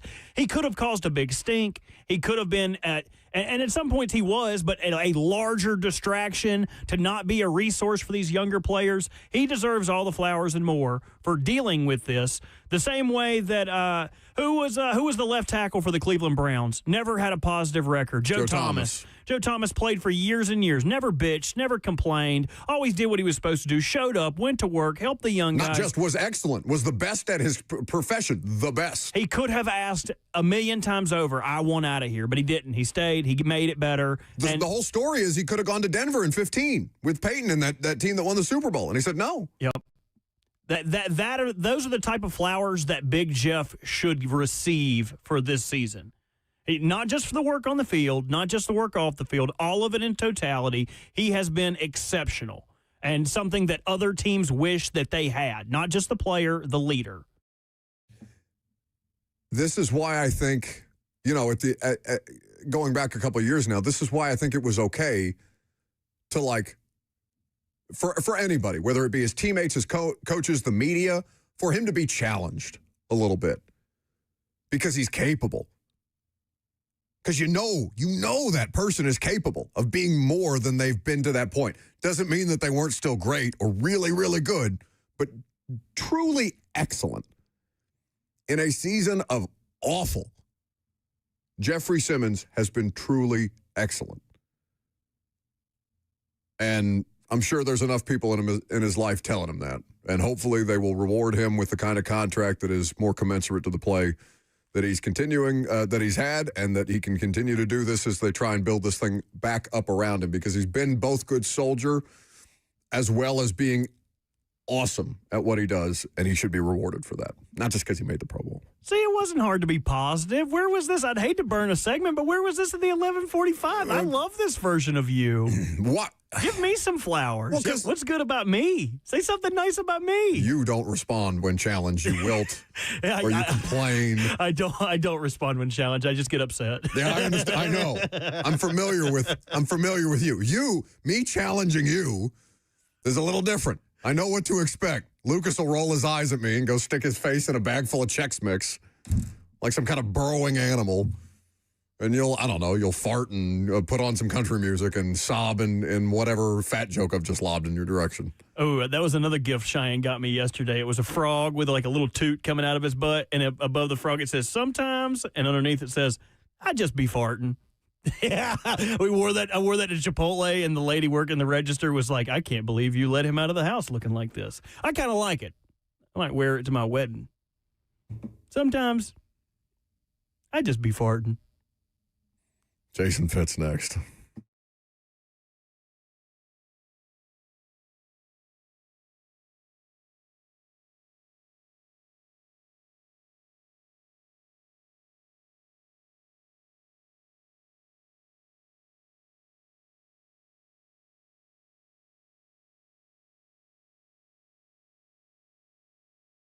Holiday season is here. That means time with family, with friends, spreading Christmas cheer, the new year being rung in, and it means football. There is no better way to fuel your holiday party or watch party than with Hattie B's Hot Chicken. Get yourself a couple of buckets of Hattie B's perfect, crispy, medium, hot, mild, shut the cluck up, whatever level works for you. Jumbo wings, get yourself a couple of quarts of those incredible scratch-made sides. My personal favorite, the pimento mac and cheese. Get rid of all of the hustle and the hassle of cooking for people coming into town for Christmas, for people coming over for a New Year's Eve party where you want to watch the college football playoff game. Just get on HattieB.com or download the Hattie B's app. By the way, you get a free dessert simply by doing so and order yourself some buckets of hot chicken with sides. They have Southern salads as well. On that note, I have 2 words: cornbread croutons. There is something for everyone, and it's the perfect time to make your holidays hot with Hattie B's.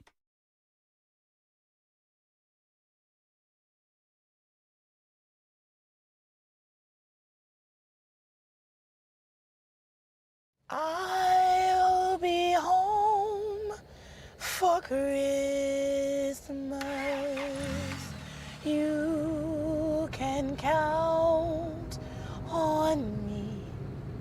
I'll be home for Christmas.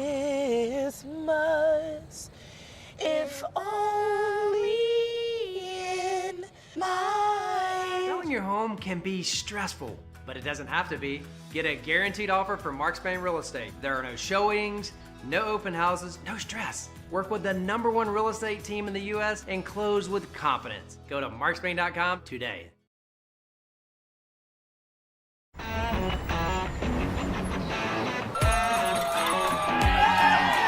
Smashville hockey. Around here, it can sound like a language of its own. But hey, if you can pronounce Demumbrian, then names like Yossi, Shea, and Marchessault will roll right off the tongue. Nashville Predators, only in Smashville. One of the largest sports books east of the Mississippi, Circa Sports Kentucky, is now open. Catch all your favorite games on an 80-foot screen with stadium-style seating and live VSiN broadcast daily. Circa Sports, now open at the Mint Gaming Hall, Kentucky Downs.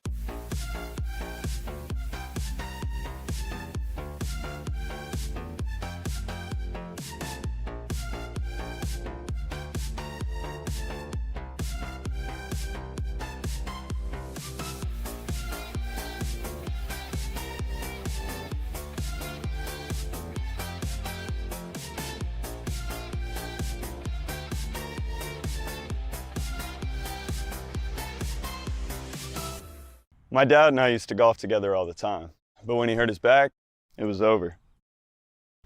To have your son want to spend time with you is amazing. That's why my chronic back pain has been so heartbreaking. Surgery, fused bones, long recovery. No way, not for me. A friend recommended stem cells, so I gave Kellum Stem Cell Institute a call. I'm glad you're out on the course. Yeah, it's really good. Call the Kellum Stem Cell Institute today. Swing still looks just okay, though.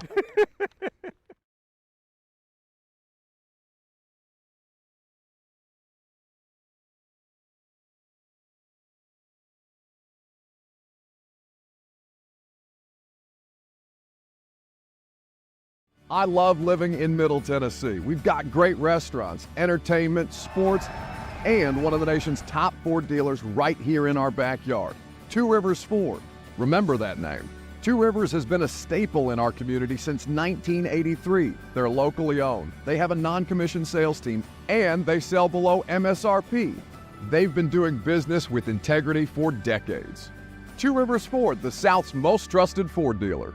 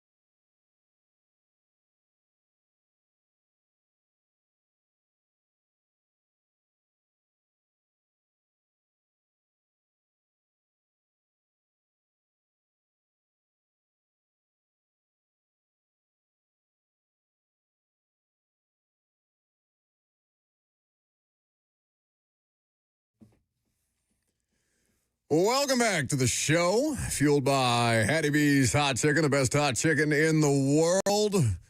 The dulcet tones of Mariah Carey not only mean that the holiday season is very much upon us, but it means that Jason Fitz is on the other side. Yahoo Sports Daily, Fox Sports Radio. Are you dressed as a reindeer? Look at you. Well, I just have the reindeer hat on. I've got a Grinch hoodie, but a reindeer hat. I'm a man of many sides. I got layers to me, buddy. So I got Rudolph on my head, but I got Grinch on my chest, and we won't even talk about the furry Grinch Reeboks I've been wearing all week. Let's go.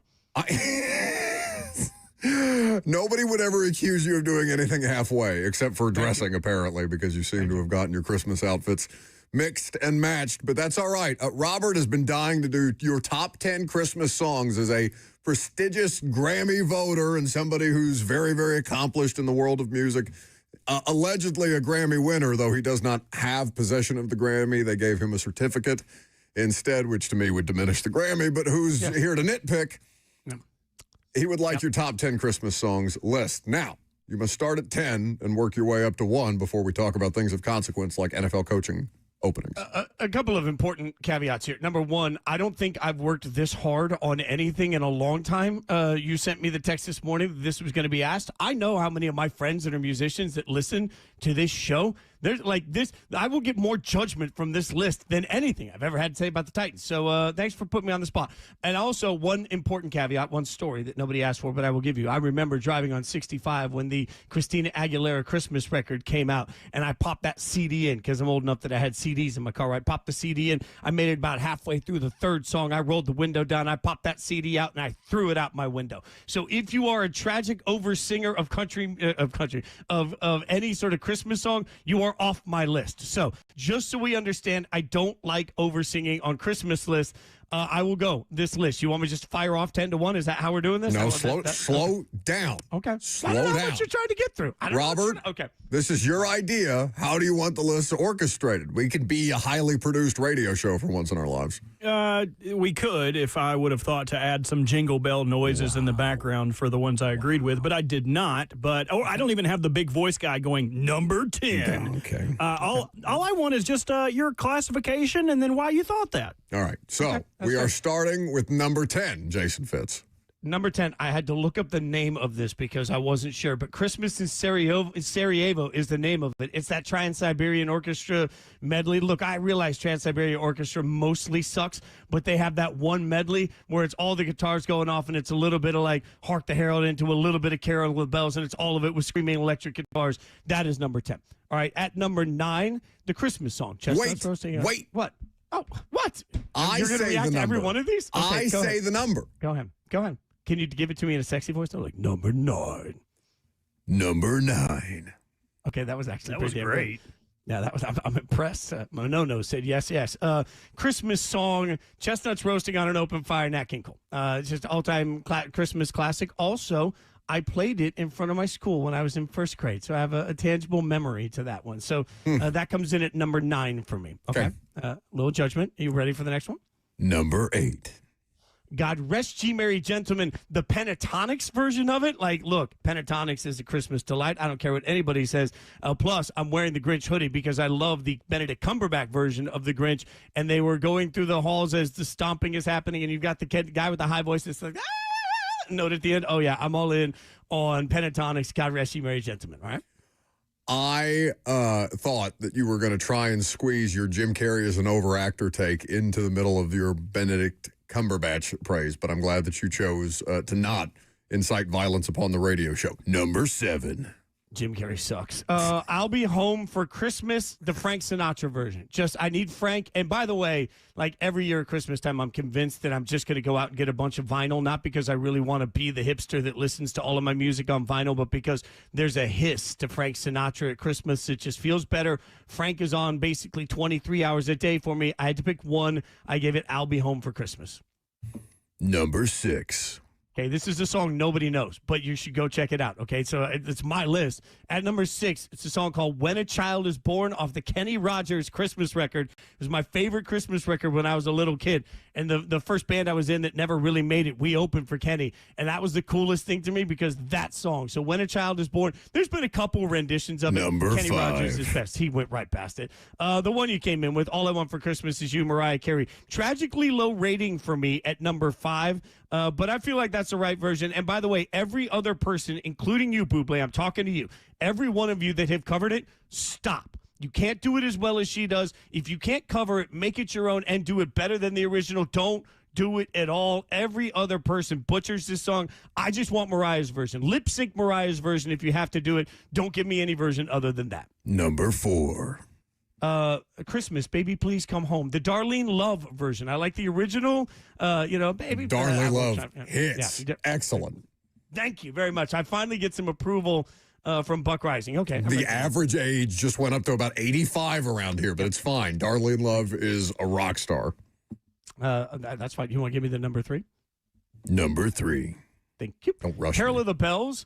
I had to think about which version of Carol of the Bells because I just love Carol of the Bells, but I'm going to go with the David Foster, like big orchestral version that you hear all the time. By the end of it, everybody's screaming and it's amazing. So Carol of the Bells was going to be number 3. I picked the David Foster version specifically. Number 2. Silent Night, any version of Silent Night, I don't care. Like you know me, Buck. I've told you before. Do not invite me to your friend's Christmas concert because I'm going to let you know that they have no musical talent. I can't help that. It's in my genes. I'm not good at that. My mom wasn't good at it. I'm not good at it. I get it. But even out of tune, even like tone deaf kids that don't belong anywhere near a musical instrument, they sing Silent Night. My heart grows 3 sizes. So Silent Night, any version comes in at number 2. Drum roll, Robert, if you would please. He won't. Number 1. He's doing the absolute least in this segment, by the way. I'm Oh eating a Holy bowl Night. of chili. Eating a bowl. It's good. Where Oh did you Holy get Night. chili?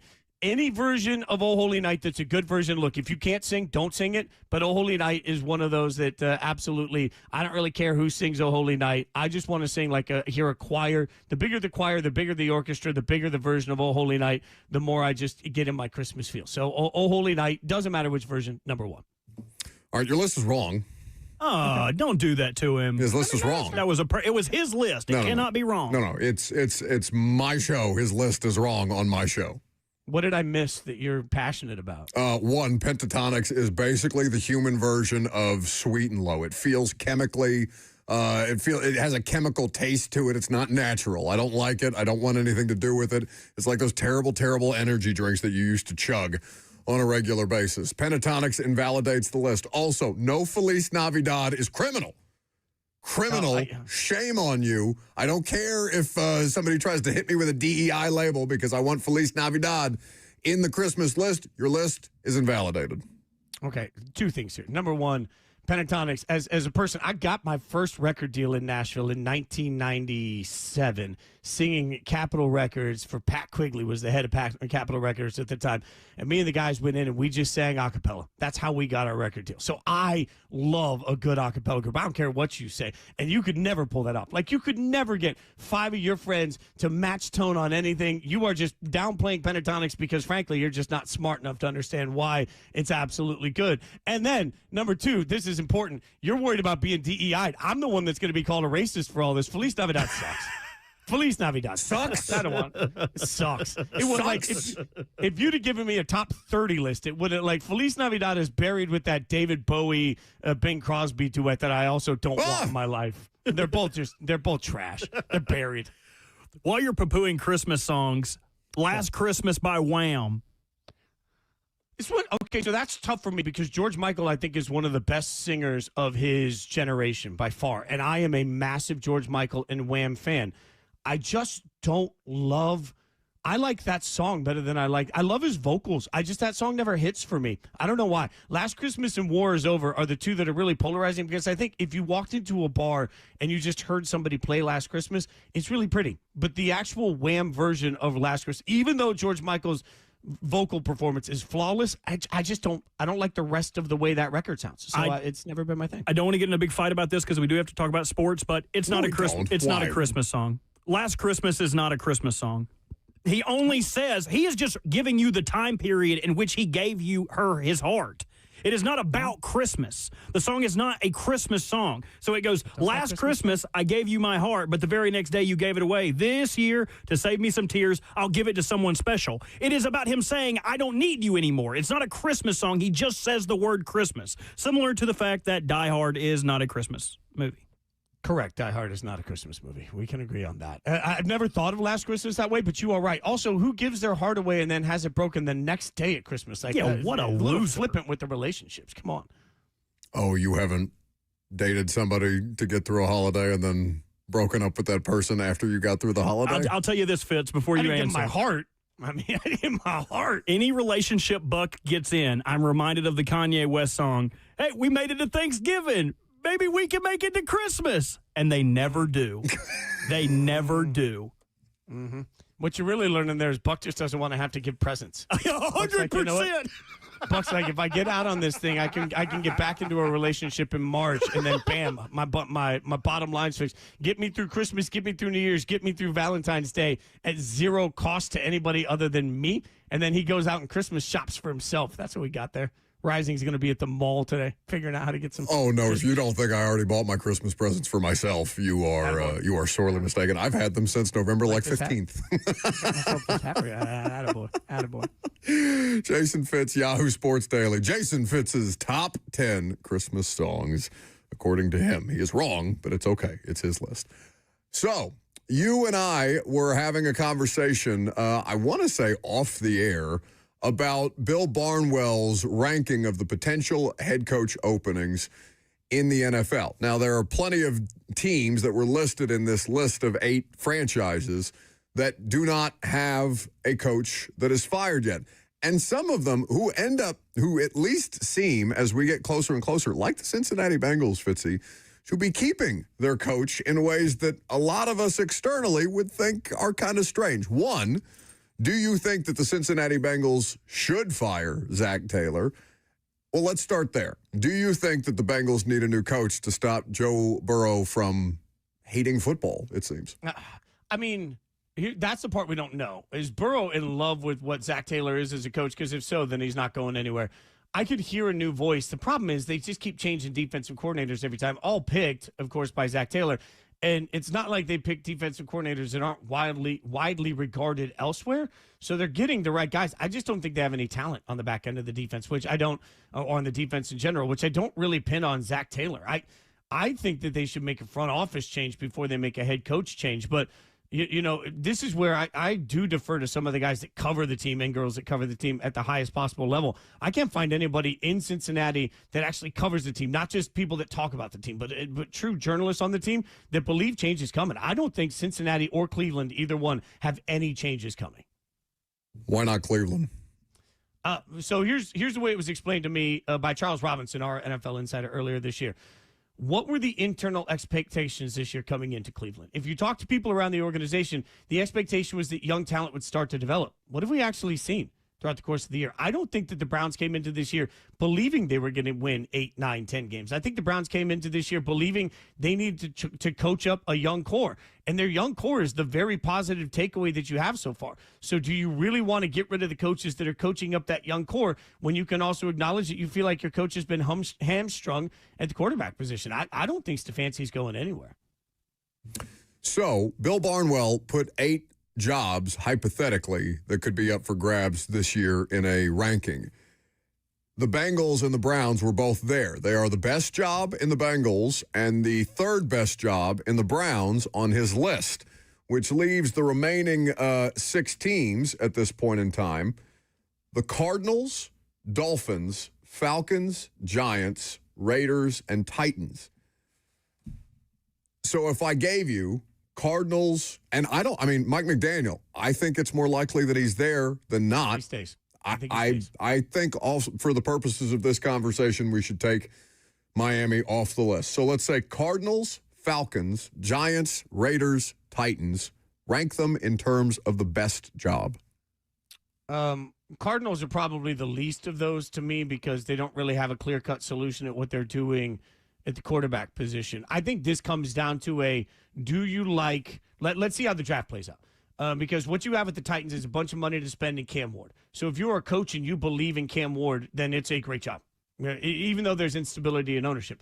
If you don't believe in Cam Ward, but you do believe in Fernando Mendoza or Dante Moore, then the Raiders becomes a good job because they have the third most amount of money to spend next year, and they have a very clear path to one of the two quarterbacks in the draft. So I think it depends on how you feel about those quarterbacks. But I will also throw Michael Penix Jr. into this. Like, the weapons in Atlanta are unquestionable. Like, the talent in Atlanta has been very good. Penix Jr., we just don't know yet. So this comes down to where you have a clearest path. Like, look back last year. This was so clear last year. Ben Johnson could have had any job in the world. Why did he pick the job that he picked? Because they had a bunch of money to spend and they had a quarterback he believed he could win with. So this all comes down to, do you believe in Cam Ward? So if you're, for example, Clint Kubiak, and you're going to come out and you're going to take a job, and I do think I like offensive minds in general, but if you're Kubiak and you're looking at a mind, the question becomes, who fits the offense I want to run the best? Is it Fernando Mendoza or is it Cam Ward? And I don't think that Cam has shown enough one way or the other for anybody to know at this point. So it truly is a tape guru looking at it and saying, here's the offense I want to run, and here's the way I think Cam fits into that offense. So I could buy that the Titans are amongst the top three jobs available in this offseason. It just wholly depends. And if I'm, I know we all keep looking at the defensive coordinators, but if I'm Robert Saleh, I'd have to be just infatuated with one of those jobs. Like, you don't get a third chance as a head coach. So if I'm Robert Saleh, as much as everybody wants Robert Saleh to come coach their team, remember, he was offered to be the highest paid coordinator in the NFL last year with a guaranteed replacement status to the Raiders to replace Pete Carroll whenever he decided to retire. That was the offer the Raiders made to Saleh. And he said, thanks, but no thanks. Why? Because they didn't have a clear-cut path at a quarterback, I believe. So if you're Saleh, you're not going to go somewhere else where you don't know who your quarterback's going to be. If Saleh doesn't love Cam, if he doesn't love Fernando, then he'll go back as the defensive coordinator. I think what's unprecedented this year is that all of these jobs are going to be just down to, does somebody really believe it's better than their coordinator position? Adam Schefter was on the station with Blaine Bishop and Zach Lyons last week, and he didn't mention Mike McCarthy or Robert Saleh. Diana Rossini put out a wish list for the Titans this year that said they will talk to several candidates, including a handful of names, but did not include Mike McCarthy or Robert Saleh, or, for what it's worth, neither of them Marcus Freeman. Is that coincidence? Is there something more there, do you think? We're speculating, of course. I'm not asking you for reported fact or detail. I just find it curious that those three names that are going to get a lot of traction this offseason and in several jobs are not specifically being talked about here. Yeah, that's never a coincidence. When multiple insiders aren't mentioning a name, that is not a coincidence, especially because agents want the coaches' names to be out there because it helps you get more interviews in the coaching cycle. So if you're McCarthy's agent and you have any interest at all in the Titans job, you float that to all of the insiders because you want the reports out there so that other teams in the league say, we better get ahead of this and interview Mike. So I don't think that that's an accident at all. Marcus Freeman, I will plant the flag all day. I do not believe Marcus Freeman is going to be in the NFL next year, mostly because he could already be in the NFL. And by that, I mean he satisfies the Rooney Rule. There is no collusion law between the NFL and college football. The two do not have any rules that separate any of it. If the New York Giants really wanted Marcus Freeman to be their head coach, they could have already interviewed him. Like that's the part of this that I don't think is getting enough coverage.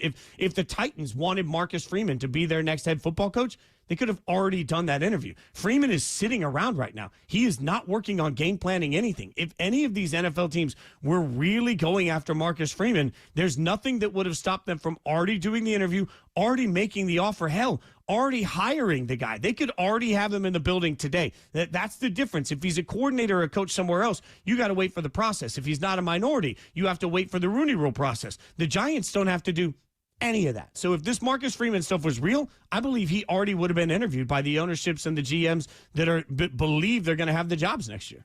But it's an easy thing for an agent to put out into the world and just kind of let sit there. Let people think about it, test the waters. Comes up interest. Maybe get you a little bit extra money from Notre Dame, starts percolating the conversation.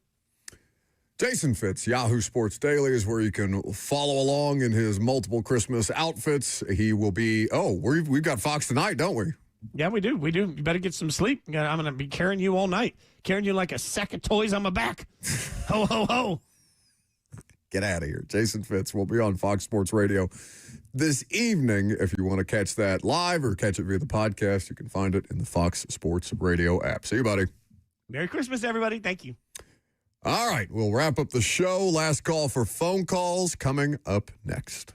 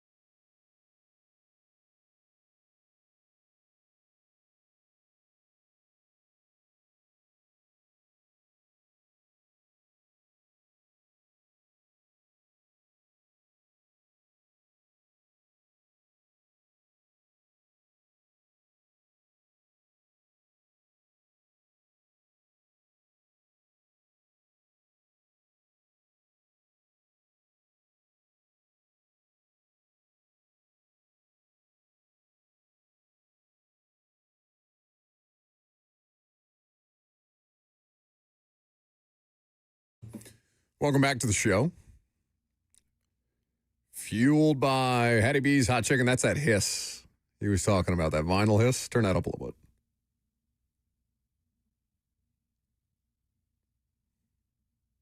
You could have said Yuled by Hattie B's. Could have. Perhaps next time. Is there any better nap? Maybe Thanksgiving, post-dinner, post-cousin walk Thanksgiving nap, than have your breakfast, open your Christmas presents, have some more food, fall asleep on the couch while something like this is playing in the background. Sounds lovely. I would love to do it right now, especially after all the food we've eaten. I'm trying to think of the last time I even did that. Anything close to that. They haven't played. They had a Christmas Eve game a couple of years ago, but they haven't played on Christmas in a while. Just always falls in the middle of football season. Not the Aaron Andrews it, but she called unnecessary flack off that, by the way. Well, that's because every person who's ever had to work a weekend in sports was like, yes, I've sacrificed so much of, and I say this as somebody who regularly complains about the time commitments and things like that my job has, whilst also loving my job because it allows me to complain professionally. I get paid to complain. It's great. Right, but she wasn't saying like, oh, woe is me, I never see my family. She wasn't doing that. Like, I thought she was just sharing this, that it's part of the job. And literally... To aspiring young journalists, hey, just so you know, it's nights and weekends. It's nights, weekends, and holidays. Anyone you know that has ever worked in radio, in newspaper, in media, in a news station, all of us have had to work a holiday at a minimum, because when you're low man on the totem, or sometimes tall man on the totem, sometimes your job requires you to do things on those days. I've always worked holidays. It would be weird for me to not work a holiday. Like, I used to hate, and it's kind of like that here. Everyone else gets the day off for snow, but you don't. You're a public service. You have to come into work. So, like, when all of my other friends, or when I was at East Carolina, a hurricane's coming on, nobody leave your house. I have to leave. My boss told me if I didn't show up to work today, I would be fired. Yeah. So it's just what you got to do. And we're thankful for that. No, we're thankful love it. for the job. We do. Okay, last call for phone calls, and then we'll send Robert on his way out of here, and it'll be just me and you tomorrow. I feel bad for Cheyenne on this car ride, this 7.5-hour drive to North Carolina. Why did you eat? I ordered a ton of Cuban food today. Well, then Zach brought in, I don't know if you've ever had Zach's chili. It is exceptional. It's like Kevin Malone's. Why would I have occasion to have chili with Zach? Well, he generally brings it in. I think this is the second or third time. So you had ordered food, which I was very grateful for. It was delicious. I ate that, and then Zach comes in with a bowl. And I don't know where y'all are from, but if someone offers you food, you have to partake. I can't go, oh, no, I'm much, much too full. If I eat another bite, I'd burst. You can't do that. You got to eat it. So in being a good teammate, I ate the entire bowl of chili. And Cheyenne is going to, between the pork and the onions and the beans and it's bad. Ooh. There's still 4 more croquetas and some yuca fries in here. Well, those will also love Cuban food. God, it makes me wish. There's the only thing I like about Miami is how prevalent and how good the Cuban food is. The only thing you like about Miami? It's so expensive. Oh, boo-hoo. It is. Oh, you go poor. to Pensacola. Go to the go to the Panhandle with the rest of the poors. It's too expensive. It is. Oh, I'm sorry. Everything's high as hell. I'm so sorry. It was tough. That's a fitting way for me to send you on Christmas vacation, just laughing at you for being. Oh, your financial situation is too poor. Oh, it must suck to be you. See you on South Beach, buddy. I'll be at Live while you're living your worst life. See you later, Stinky. Eric is in Nashville next. Hey, guys. Merry Christmas to you guys. You too. I tell you what, I love the Christmas songs, love the Nat King Cole song. I also love the Grinch. A few years ago, I did sing the song for a bunch of kids. They loved it. I know all the words and stuff. I'm not Give us a piece of it, Eric. Come on. Real quick, acapella. Let's go, Eric. Okay. You're a mean one, Mr. Grinch. Dun, dun, dun, dun. You really are a heel. You're as cuddly as a cactus. You're as charming as an eel, Mr. Grinch. Yeah! You're a bad banana with a greasy black peel. Hey. I know the entire song, but of course, because of time, I'm not going to sing it all. But guys, you were talking about coaches, and here's my thought on some of the coaches. Well, there were a few names. I was shocked y'all didn't mention. I've heard talked about around here. One, of course, was Brian Flores of the Vikings. I was kind of surprised nobody mentioned him. And also Arthur Smith, this assistant with the Steelers. And I don't know if he would get the consideration for a job as Brian Daboll. But one quick thing about Mike McCarthy, I've got my issues with him. I know people bring up the fact he won the Super Bowl with the Packers, as well as they say it was 3 straight years with the Dallas Cowboys 12-5. But also I grew up as a Cowboys fan. I also followed that situation closely.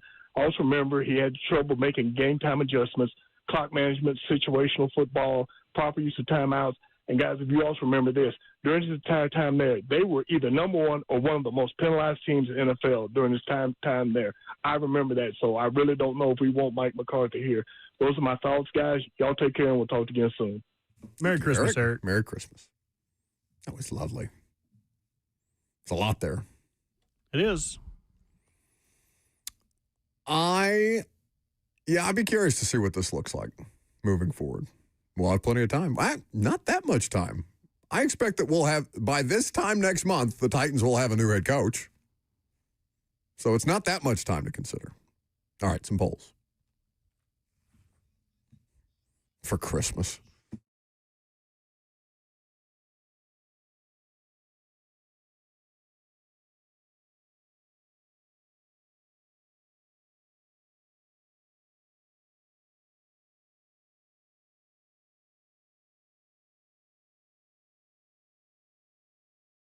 The polls brought to you by Two Rivers Ford, the most trusted Ford dealer in all of the South, would make an excellent Christmas present. If your wife, husband, girlfriend, boyfriend, anybody has been exceptional, go down there. They'll help you out. Give them a call. Year-end sales event. Ooh, they got some cars out there. Which Titans potential head coach are you out on? 14 responses. And a lot of them say Matt Nagy, Matt Nagy, Matt Nagy, Matt Nagy. Titans fans are out on the Chiefs' offensive coordinator. That's just recency bias. They saw the wounded Duck Chiefs and are blaming Matt Nagy for that. I think that's a bit much. I don't know if he would be good. I just know he fits a lot of criteria that you're looking for. Who is the most surprising Pro Bowl selection? A lot of people saying Joe Alt. If you'll remember, he got hurt kind of at the halfway mark of the season, still named to a Pro Bowl. And Mr. Swift, as John Feely puts it, Travis Kelce, getting the cut. He was number one in the entire NFL in fan votes, and it garners him a spot in the 2025 Pro Bowl. Yeah, I mean, he's getting a little bit of a boost there at this point. Does Phillip Rivers make Tom Brady want to unretire? The audience is split. 48.8% say yes, 51.2% say no. Maybe that and some sad boy Giselle stuff would want him to, bring him back to his glory. He's doing just fine calling games, though. Is he? He could be doing a little better. He's better than he was last year. Like, I just want him to he's going to be fine. Yeah. Tom Brady's going to be fine. Especially when he unretires and he's like, I can fix the Raiders. Let me be the head coach. He just gets sick of it and says, all right, you idiots, get out of my way. Those are the polls? Excellent. That's the show. Robert will return with Lucas next week. Tomorrow, it's me, and Jackson will be filling in to get you through the rest of the way. See ya.